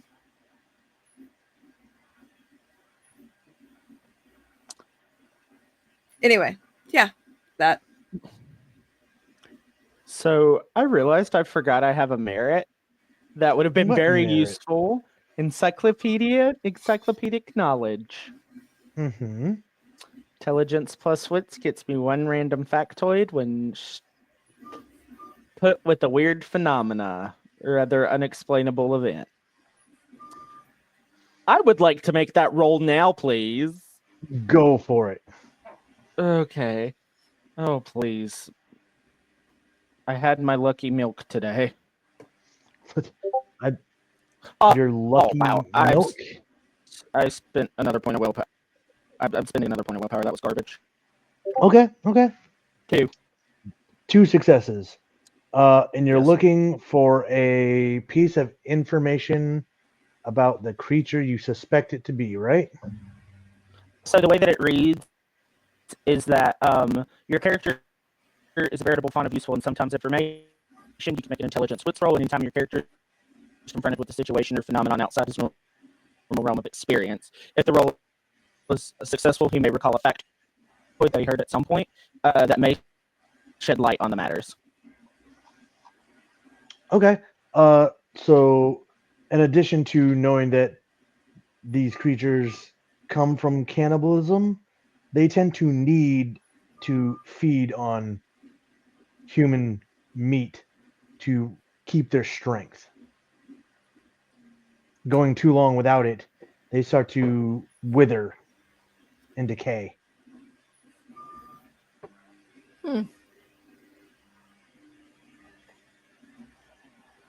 But we will find out more about that when we come back. We're going to give these guys a short little break to get up, stretch your legs, and have a little bio break, grab some snacks, drinks, and whatnot. Please stay tuned and, tell your friends that we're here terrifying some people. And we will be right back.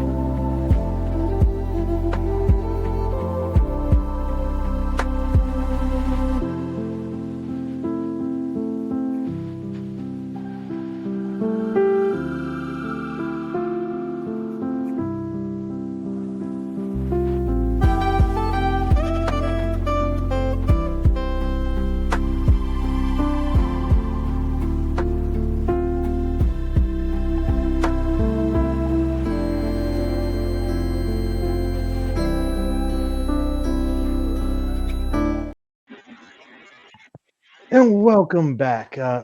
We had a little bit of tech issues there, but luckily we were on break, so we were able to fix it. We had some new. Wow, what the heck is that? Some music going for you guys. Now, our players have experienced quite the time to their shift, as they're now sitting nice and quiet and snug and safe-ish in the Firewatch Tower. It's probably easily another hour, maybe two, before yes, safe. Those rangers show up that are on search and rescue. You can see their truck pull up, hear it, as these two rather well-built, athletic kind of guys step out. You guys wait for them to climb up the staircase to come talk to you guys in the tower, or do you meet them down on the ground? Oh no, they can come up here. We were given instructions, and we are going to follow those ones. They can have fun.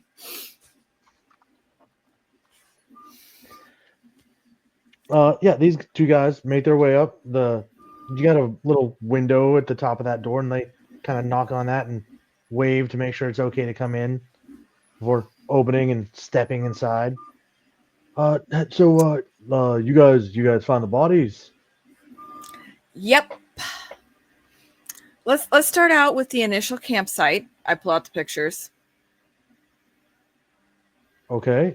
Yep. Nope. That's wow. Okay. Making that is sure to something else. pause on the picture of the track next to my own foot. Now, what in the world is that? Yep. So there was a trail, some drag marks seen here, and I scroll the pictures.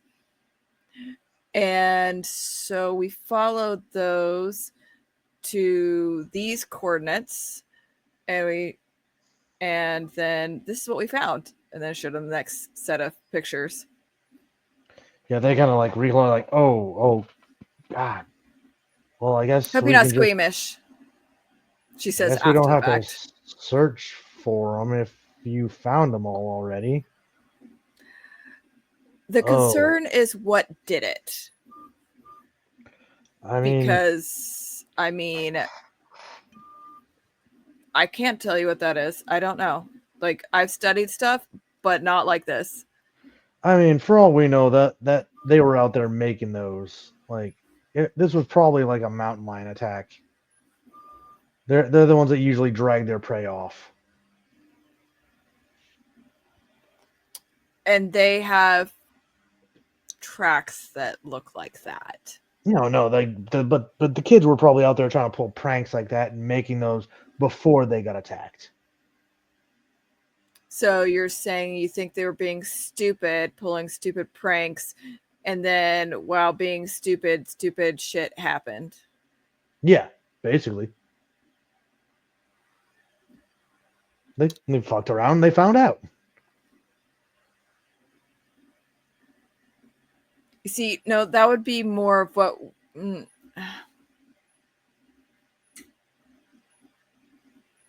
It doesn't add up. You know, it doesn't add up. Are you trying to say like Bigfoot came out here and killed them? Because that stuff's not real. At this point,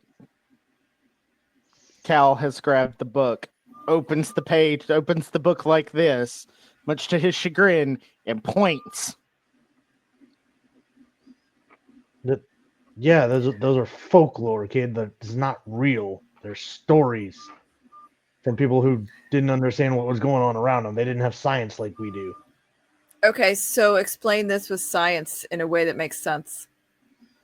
The That's kids were not out there about that. probably falsifying those tracks. We've had it happen before where people come out and fake Bigfoot sightings. That one from the 70s was disproven. It was a guy in a suit. They finally figured it out. They figured out how kids were making crop circles. They got that 3D printing and all that nonsense. They probably made that kind of footprint with something like that, and we're out there putting those prints out there. Okay, well, if that's the story you want to go with, fine. But we're gonna stay here and do our job now, which is look for fires. And you guys can go out there and clean up that crap. Yeah, no. Have fun. We're gonna take care of that. That's in the job description. Yeah, We'll it's get the not in black mine. bags out. So But yeah, you guys stay safe. Keep an eye out for any of the predatory wildlife, and just yeah, don't do anything Yeah. dumb out here. yes, mm, and Hank would probably warn you to not be out after dark. I'll just say that. I mean, he Who's probably Hank? seems a little. I mean, the guy in the eastern tower. Oh yeah, no, we just do search and rescue. We don't really know everybody out here. Yeah. So, okay, yeah. So, be careful. If you need Yeah, something, no, we're it's- here, Do us Yeah, a no. favor. right Please here. don't be out after dark. Yeah. You guys are. How long have you guys been out here? You guys seem paranoid. 2 as days. hell. 2 days. We're just That's- new. You We're must be city kids. God. I spend quite a time I- hiking, and I haven't dealt with half of the shit that I've dealt with in the last 2 days of unexplainable spooky shit. Honestly, this is not my normal gig. This is not what I've been trained to do. So I'm just winging it all the way around here. Trained on how to use this, though. Pull out that hatchet and spin it around a few times. So I feel safe up here. But no, I'm not. No. Yeah, just don't do anything dumb. We're gonna go take care of that now. Yeah. You do that. Have fun. They would turn around, exit the fire tower, go down the staircase to the bottom, and take off in their truck again. They think we're absolutely insane. Oh, of course. But I know what I saw. You know what you saw. Mhm. And And you met yeah. the people at that campsite very briefly. Yeah. Did they give the impression that they were going to be acting a fool, as my grandmother would say? Honestly, the only foolish acts that I was noticing is them thinking that it was a good idea to be in a foreign place with wild animals and a fire and get high. That sounds like a really bad combination. Get high in a safe place. I don't care. Do what you want on your own time. Don't pull me into your shit. Don't care. But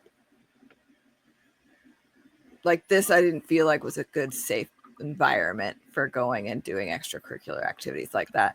So, other than that, that's all I thought they were gonna do.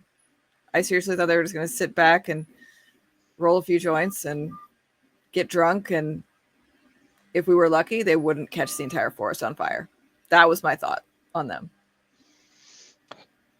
I mean, that ideally would have been what I would say would have been the worst case scenario. Mm-hmm.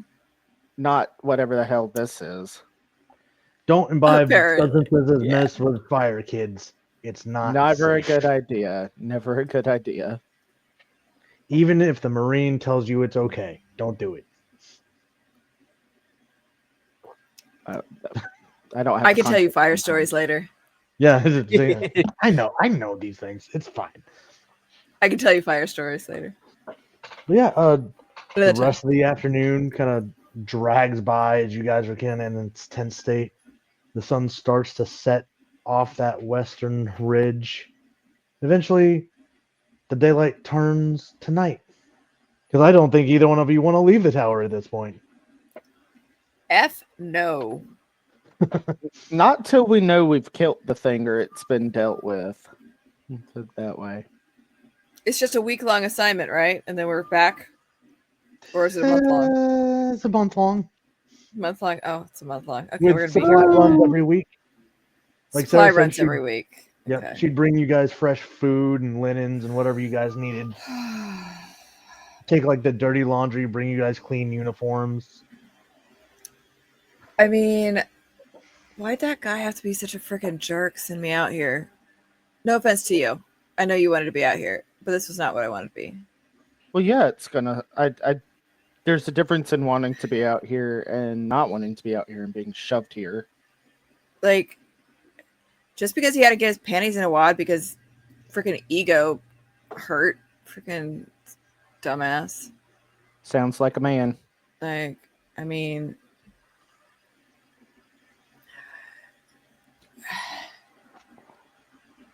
he wanted to have the break. I said fine. And then when I acted upon the fact that we were on a break, he got his all ego hurt. And next thing you know, he's pulling rank about some bullshit and, oh, we need somebody there short staffed and you get to go. Like, what the F? Come on. Were you sleeping with your boss? A boss, but not mine directly. Oh, okay. More power to you. I mean, he was single. So, I mean, look, you know, this break might be a little bit longer than he expects because after this, like, whatever. Honestly, new guy's nicer. So, might just stay there. You should. Shouldn't put up with bitch ass people. Especially if he's going to sit there and act like a little freaking. Oh, I don't have nice words. I should say nice words. Nice words. Say nice words. Clean the mind. Scrub it clean. It's fine. We have other issues to deal with. Anyway, hi. You want to sit and play cards again? Yeah, let's play cards. Oh, and by the way, she pulls out a bottle of vodka from her pack. Okay. You both start imbibing that. No? He is going to try his damnedest to not get her to drink, not because of like, he's going to look at her and say, given the situation that we have found ourselves in, I don't necessarily know if it would be a good idea to drink. I didn't say get drunk. I just said take the edge off. You But, can you know, have it. You do you. But I'm more of a white wine kind of guy. Alexis takes at least Of course a you couple are. sips. All right, all right. Can I have a resolve and stamina roll? Resolve and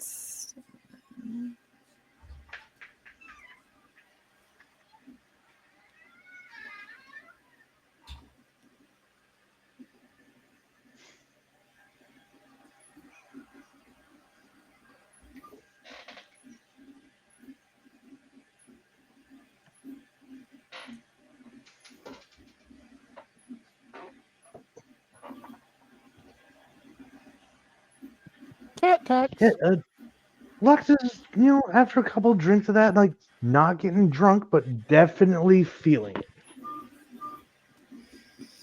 just enough to take the edge off. She puts the bottle back. Actually, she kind of leaves it on top of the fridge. Yes, I had to pay the cat tax. It's about this time where 7, 8 o'clock rolls around, and both of you hear this ungodly howl. That sounds like it's right outside the tower, and I need you both to make resolve and composure rolls. Oh,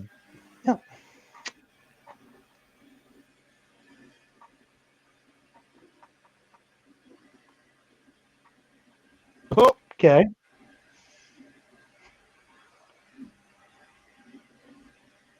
Would either of you like to spend any willpower to improve those? nope. No? Yep. Oh, Cal is?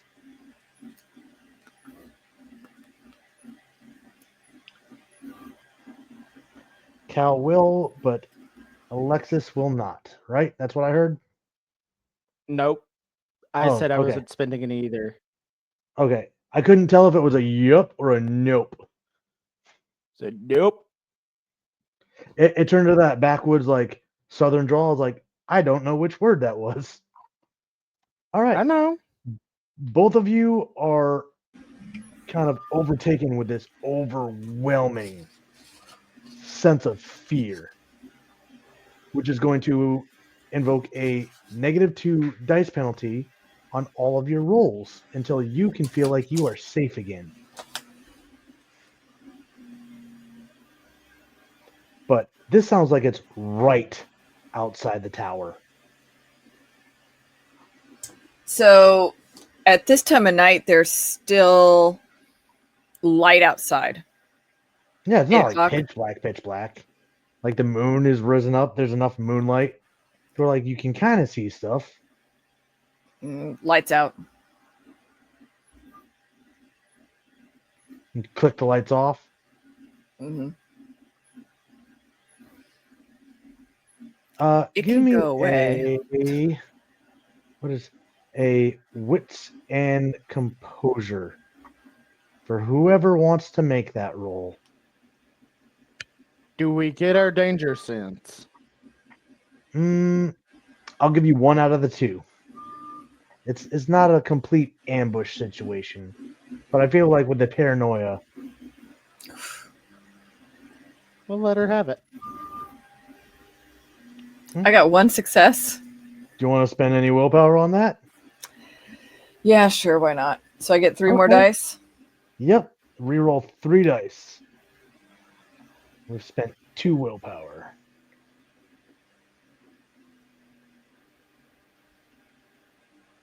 All right, Woo. 4.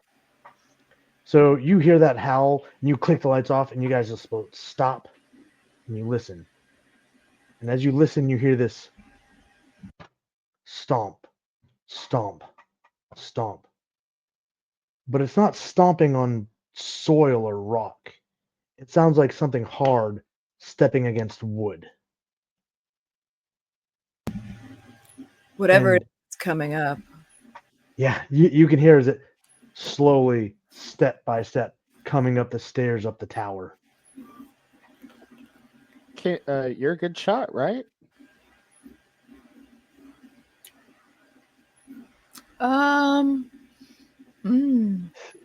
Yeah, about that. I've got survival, and I've got knowledge about fire and how to put them out. So I could pretend whatever this thing is a fire and take this hatchet to it as if it is. That's my plan. I hand him the other hatchet. Are there any flares in here? Like in the survival kit? You know what? High or low? Ah, fuck. Low.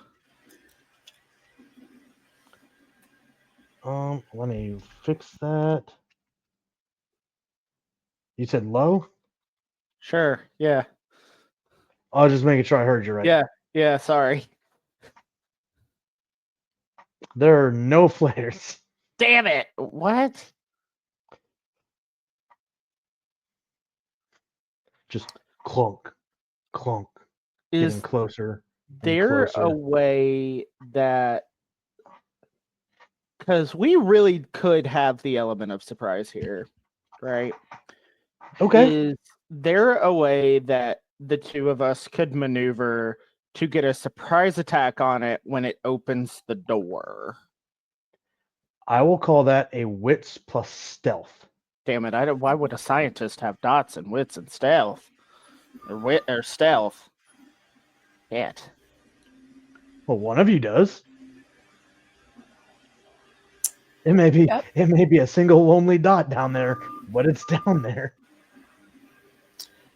And everything's at a -2 right now. Yep. Oh, I'm rolling 1 die. Good luck. Oh, Good luck, everybody. here's. Oh. Okay. All right. All right. So I am going to give it a chance to spot you guys, as is fair. What is it? Wits. So it's that and that. That's right. I stacked this.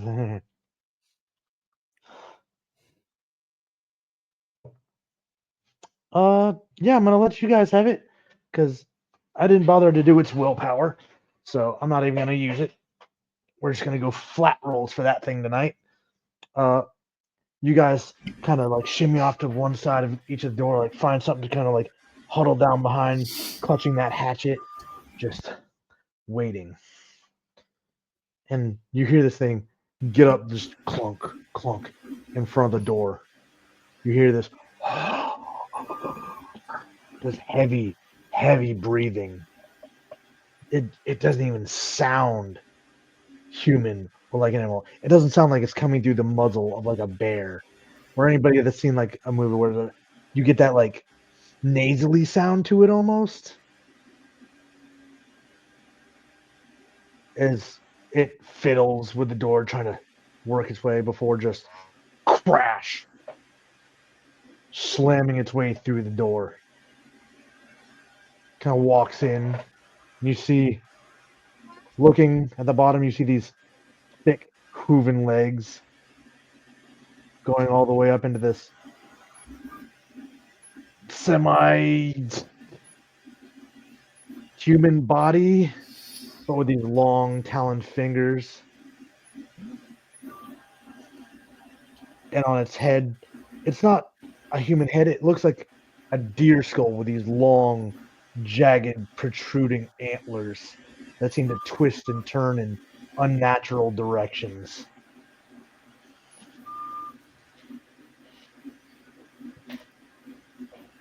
I am not gonna stop. I'm just gonna attack it straight up. Okay. So, that will be your initiative mod. I'll give you guys a free attack, and then we'll use the initiative mod. Okay. Okay. Oh, I did not calculate my initiative mod. It is your Hold on. dexterity plus your composure. That is the modifier. So it would be 3, 7. But you'll both get a free attack as you do catch it off guard. Okay.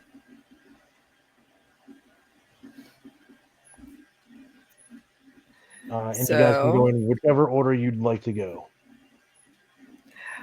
Also, I don't have any weapons listed, so The axe will do, or it's a smallish one, so it'll be 2 lethal damage. okay. So, also, I don't have any kind of weaponry. So how will I roll that one? So what you're going to roll is a strength plus weaponry. And since you don't have a weaponry skill rating, it's -1, and then And then the minus -2 2 for the fear. So I get 1.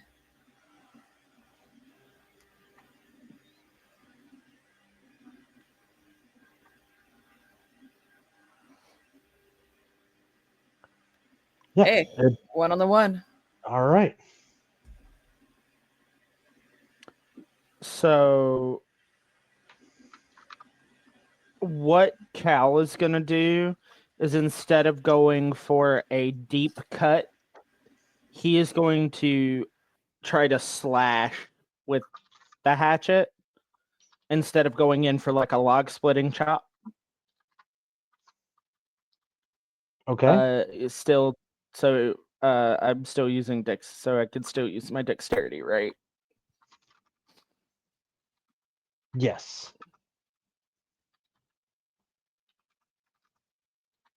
Yeah, he misses.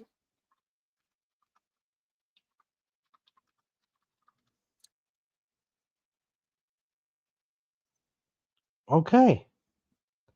So this thing howls in pain, and then now we'll use the initiative modifier. Just a D10 roll plus the initiative mod, D10 right? plus your initiative mod. Okay. Which is, yep, dexterity and composure, right? Which is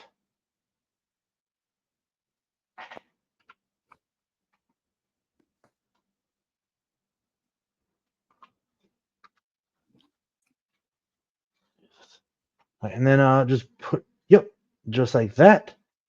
Cal, I got yours. If you guys want to put them in that private chat over there.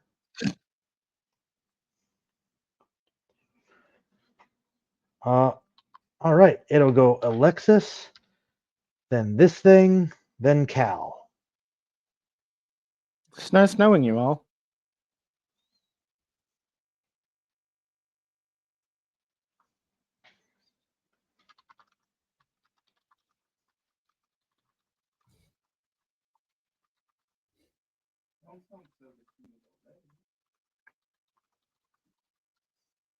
So yeah, Alexis, you get to go first.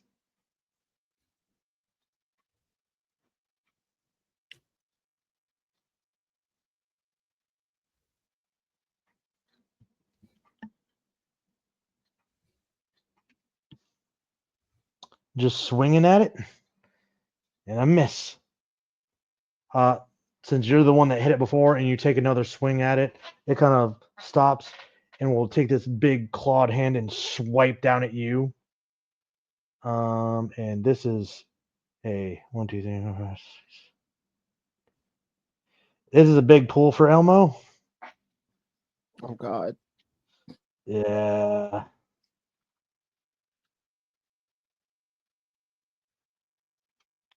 Julie, Okay. could you mute? Oh my gosh. Yeah. Sorry, I did mute. Okay. Yeah, that hurts. Yeah, 10 successes. Yeah, that hurts a lot. Let's. Oh my gosh. We're gonna call that 5 aggravated damage. So my health is 6. Yep. So That is 5 almost aggravated. Yep, that is almost a killing blow. So I'm at -5. No, you have 5 Or health how does slots that? filled with 1 open. Oh, 5. Okay. Yep. Like that. Which then, Cal, it brings up you is you see Alexis try to hit it with the axe again. It kind of steps back and just swipes at her and rakes this big, nasty, like 4 gashes across her chest and kind of like sends her tumbling.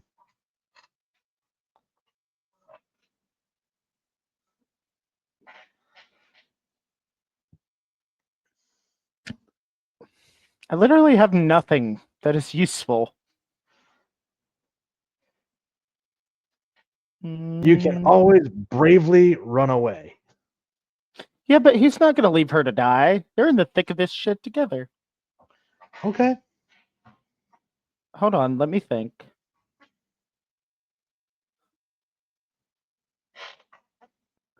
Does he have anything on him that can make fire?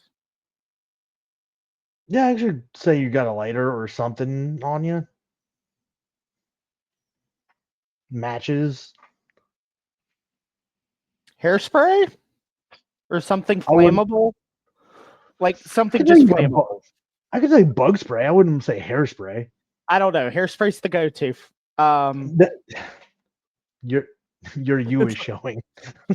Leave me alone. You're scaring the shit out of me right now.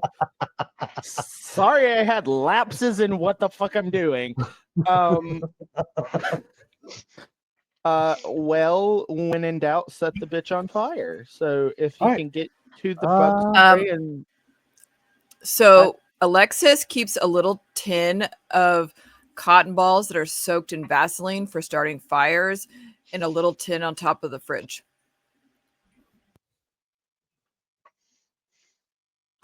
we'll get to that. Thank you. We'll get to that.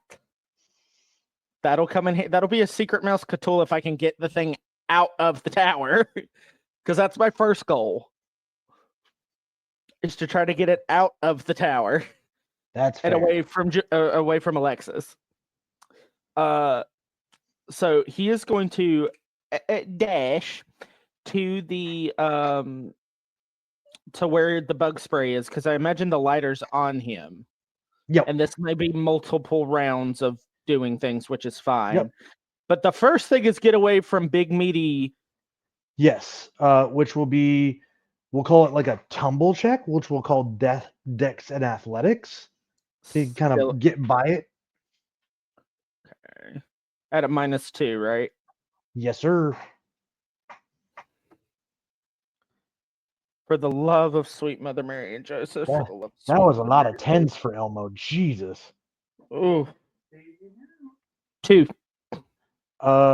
Yeah. You don't quite get past it, but I'm gonna let you have it. Like, Okay. it's not pretty. It goes from like a tumble run to like crawl and grab it. No one said he was graceful. What is he, a vampire? No, that's a different game we like to play. Exactly. Beware the ballerina.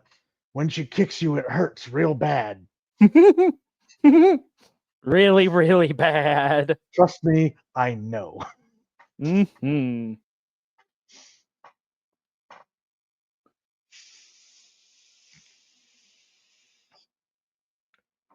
Just get out of the way of the ballerina. And then the makeshift blowtorch will be a dexterity and weaponry.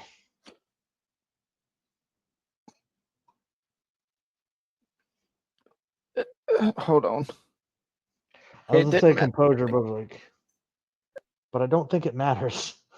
I was gonna say I didn't give him a single 4 dot, and I'm a dumbass for that. Okay, you said dex and weaponry? Yep. But it's at a -2 for the fear. Yeah, I know. Oh god. That's a single D10 for Elmo. You know, leave me alone. No, you guys built characters for the story. Oh. All right. Yeah, no, you're gonna blast him, and this thing like roars and lets this bone-chilling, blood-curdling roar out that just it seeps into your brain and just like this should not be a sound that is possible, and kind of just reinforces that fear that you're already feeling.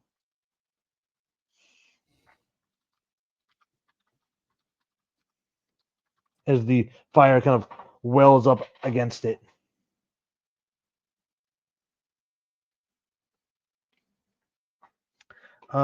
And then that'll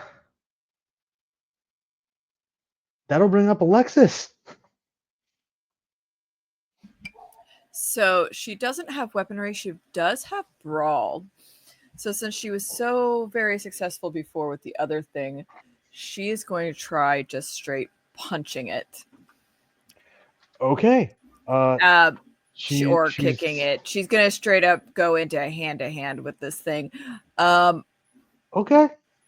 Can she do that while holding the hatchet, or does that count as weaponry? If you use the hatchet, probably it's counts as- weaponry. If you use your But like offhand bare fist, it'll be a brawl check. so let's just do brawl. Okay.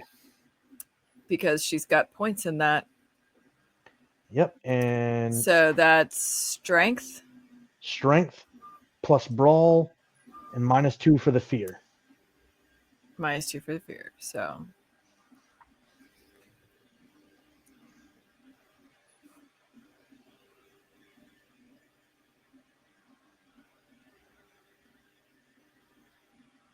three successes.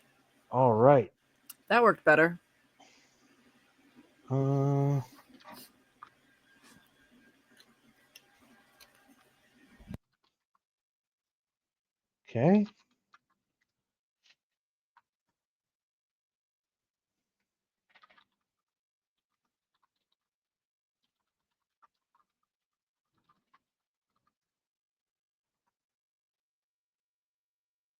Yeah, it takes a hit. You imagine it looks shocked if you could read a facial expression on this skull-like thing. As it rears back, it's not sure who to attack, so we're gonna roll the dice to see which one of you two it wants to go, and we're just gonna go 1-2 as you guys are on the screen. Okay. That's gonna be Alexis. This is gonna suck. Oh yeah. This might strength. Okay.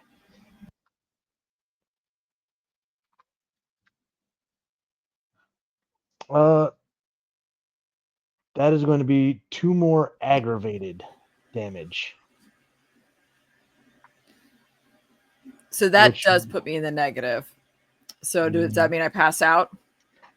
Worse than that. Am I just dead? Yeah. Cal, you watch as this thing rakes against Alexis again. This time with probably a little bit less force, but because of how badly she was injured before, kind of throws her across the room. She hits the desk and just kind of crumples. At this point, he is really like got flame handy. He's keeping this bitch back, trying to get him out of his damn tower. His buddy that he was slowly getting to know just died horrifically in front of him. He's gonna Pretty need bad. fucking therapy.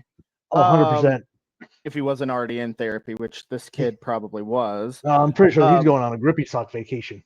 And then to be told he's a liar and just had a flight of fancy. So, mhm. like,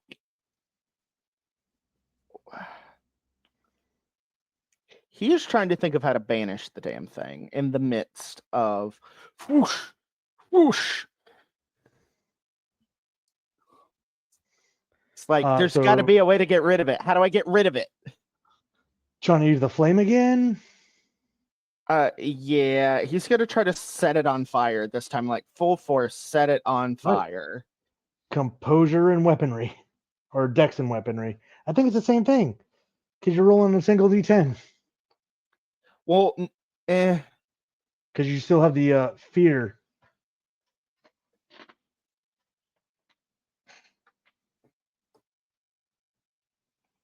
one success. You see it.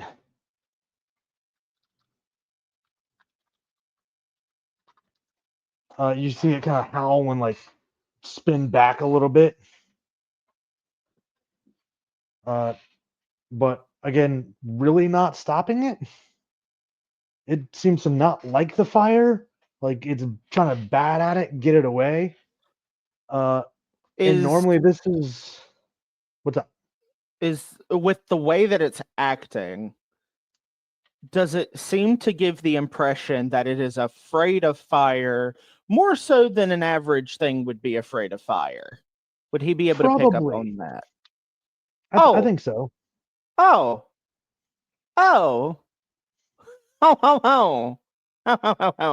Okay, we can work with that. Oh my god, I can't believe it's just me. This is bad. It is going to pick this door up in front of it to try to block it and throw it at you. Okay. So that's going to be dexterity and melee or a lack thereof.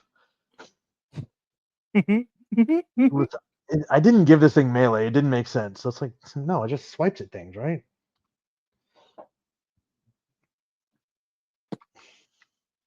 I mean, with 1 success. can I dodge? Yeah, by all means. Dex and athletics -2. So just your dexterity. Yep. Oh well, that's even better. Are we doing meets Yeah. it beats it? Yeah, Ty goes the defender always. Okay, cool. You barely get out of the way as like you jump to one side and it smashes at your feet. Like you feel the wind off that door. I was not prepared for this tonight. Those at home, he is going to yet again, because now I imagine there's some distance, right? Like, give me an idea. What am I working with space wise? Like 4 feet away. Okay, 4 feet away. Yeah. 4 maybe. Oh, probably closer to about 6 feet away at this point. Because you did kind of Okay. dodge out of the way. Okay, so this is a big loft area in the fire tower. Yeah, it's Bigger one than I was big thinking it room. was. Yeah, bigger It's than what I was probably, thinking it was. Yeah. 20 Okay. foot by 20 foot. Ryan, I am gonna need a second to think. Hey, I got a 4-hour time limit when we stream. We're fine. I wasn't expecting to kill somebody already. Like,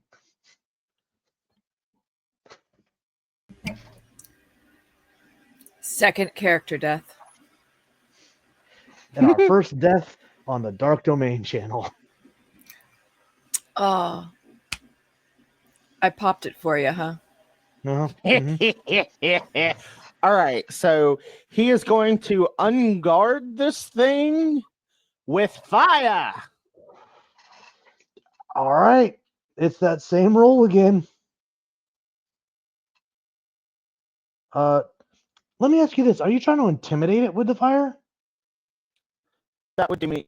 Wait, hold on. That Actually, would do you no good. hold on. My presence and dexterity are the same. I didn't give him a 4-dot, so yeah, I fucked up by not giving him a 4-dot. You want to put that? Yeah, no, yeah, that sucks. Yeah. Yep, I did a stupid and didn't give him a 4-dot in anything.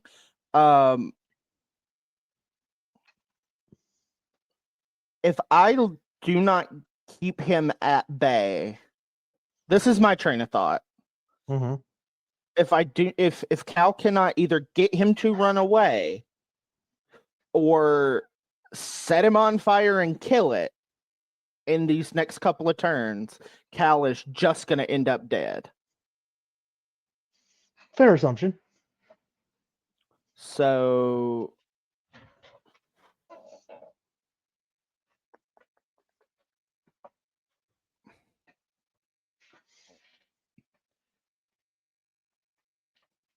It's interesting because the character that's less built for this confrontation is still the one standing.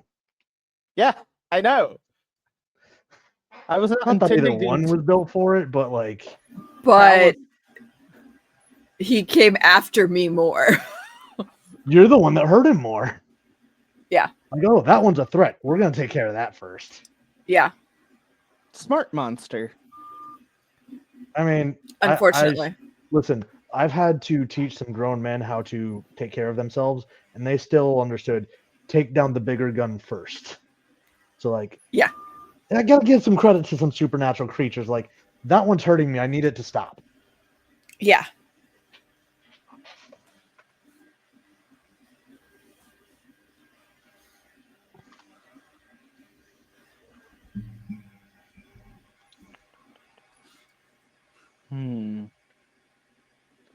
I mean, what are my options? I mean, the only thing I could think he could do, because if he tries to grab something else, one, he definitely doesn't want to be up close and personal with that ugly motherfucker. That ain't happening. We could do a dex and athletics to get by it and out the door. Yeah, that would be the best. That would be that. Okay. Yeah. That's 4. So I'm rolling 2.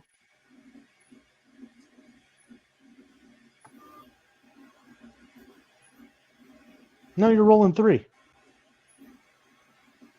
I can do. Let me re. Yeah. Roll one more die. Yep. Didn't matter. Do you want to spend a willpower? Yeah. It only spends 1. Okay. You can re-roll 2 of those. Okay. Pray for me. That turned into 4 successes.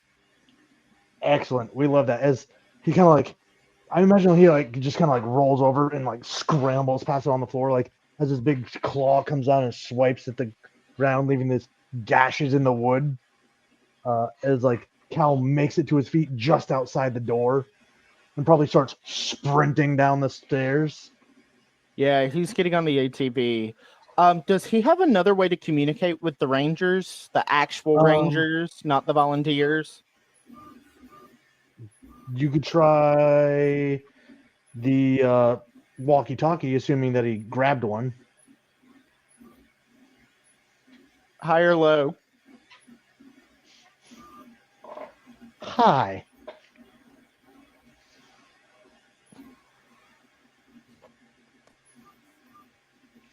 Nope, he didn't grab one. He was too panicked. I mean, listen, I don't blame the guy. I'd be freaking out too. Yeah. Would there be a CB in the ATV? Not on the ATV. Or, yeah. I think having park rangers having them on the ATVs would actually make sense. So yeah, there's a CB radio on the ATV. Ranger danger! Ranger danger! That's all he says. Waiting for a response. This is Hank. What's up? Hank, I need you to call help. There is a thingamabob with the thingamaboob you told us to stay away from. It's called Alexis. Is she okay? No, she's dead. You need to get out of there now. Let's head to my tower, quick. Can I take the ATV? Because I ain't outrunning that thing. No, just take the ATV. You are not outrunning those. Drive. Yum. And that's going to be a dexterity and drive. Thank God that's considered a physical skill. So I am rolling. Plus the fear. I hate you so much right now. Oh. You start driving and you immediately spill this thing over onto its side. He's just gonna pick it back up and get back on it. All right, just get back on and drive again. Vroom vroom, motherfuckers. All right, give me another roll for it.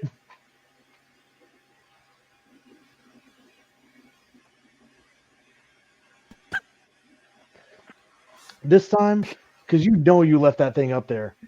This time, something hits the ATV and spills it over and sends you toppling over. Not taking any damage from it, but what the hell? As you kind of like roll onto your back to look, there's this tall, decrepit thing that seems to be wearing a skull, but you see this pale, stretched, gaunt, white skin with these fanged teeth and long claws. You kind of skin it from up to down. Has these long, pale feet with these clawed toenails that dig into the soil in front of it. It seems to have like a bunch of skull and bones worn as a necklace, like almost as trophies around its neck. As it like hunches over, and even hunched over, this thing's probably standing like 6-7 feet tall.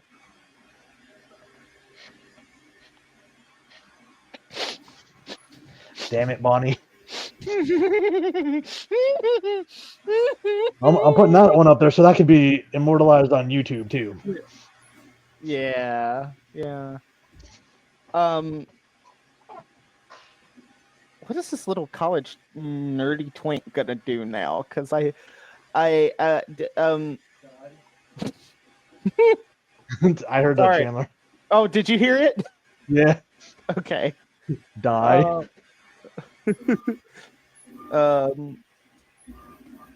I would have imagined he kept the lighter and the thing in his pockets. Is it still like? Did it fall out? Is it scattered around? High or low? High. It is spilled out everywhere.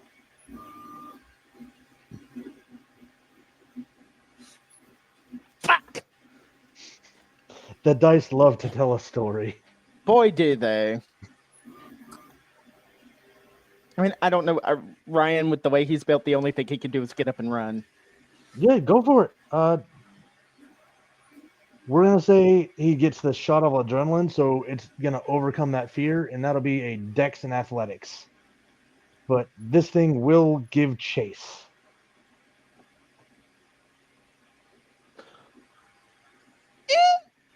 Okay. Eep. Okay. We're spending some will. Okay. 1. Okay.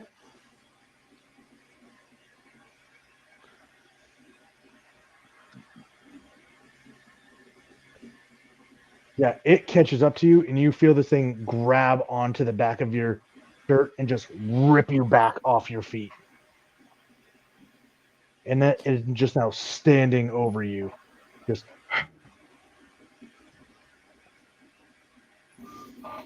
You know, in some random act of psychosis and desperation, he's going to pray in Latin and hope to God someone is listening or something is listening. so he sits there and starts his prayer in Latin. As this thing leans closer and closer and closer.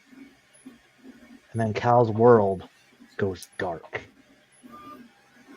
As he too joins Alexis on the other side.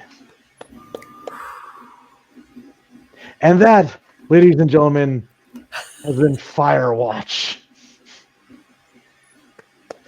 These guys have done excellent about beating or avoiding my monsters the last few episodes.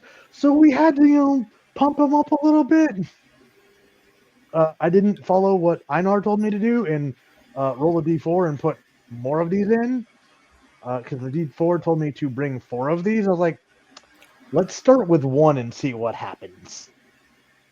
Yeah. Yeah, that's 4 would have been way too much. But I could not have done this without these players. They are amazing. They keep coming back for more. I love it. John has been in every single stream we've had so far. I have been in every single World of Darkness stream.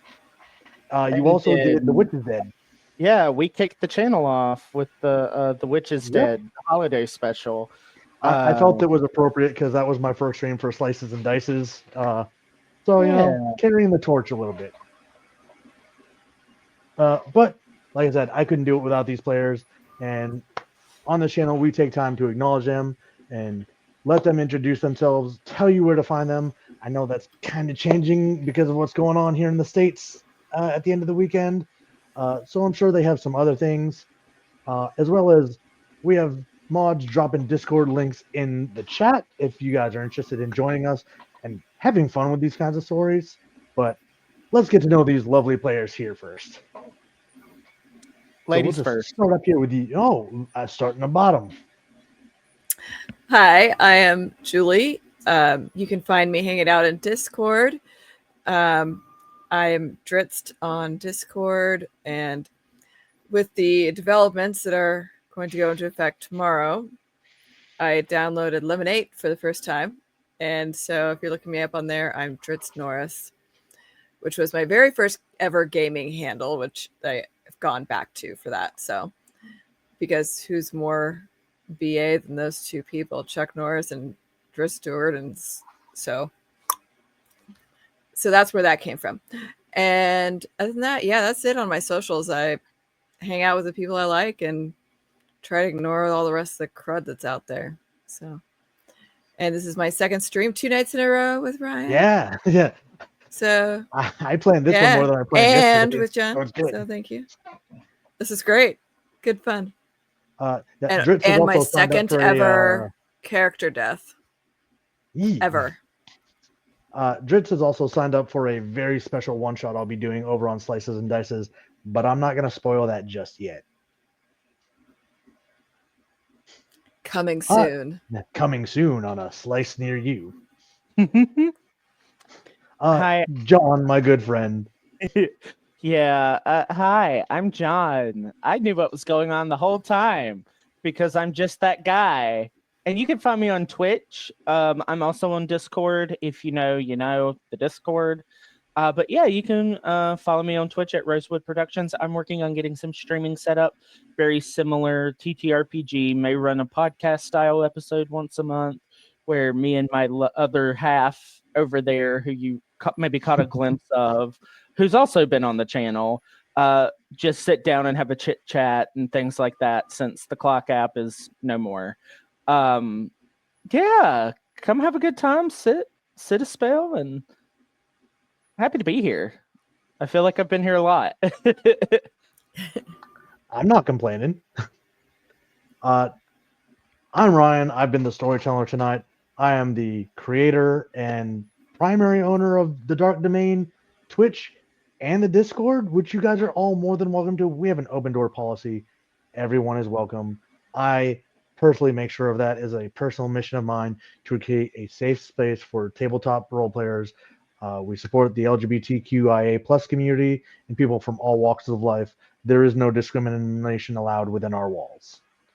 I tell these stories as often as I can get away with without, sacrificing other bits of my life. We would love if you give us a follow. We would love if you joined us on Discord, because you can find me here. You can find me on Slices and Dices giving Matt a hard time, or playing Star Wars with Red Platinum, because I'm the go-to Star Wars nerd for him. I'm over on Maestria Nord. We're going to be starting something up, but I won't ruin that for them. And you can catch me playing Cyberpunk on Shattered Tabletop, because Ray invited me to that because he doesn't know what he's getting himself into. Where I play Vector Volt, the ADHD klepto mad scientist that everybody seems to know, but not everybody wants to admit to it. I hope you guys have had a fun night. We've had a blast. We will see you next time. And remember, with everything going on, take care of each other and look out for yourself. Self-care is important. Have a good night. Bye.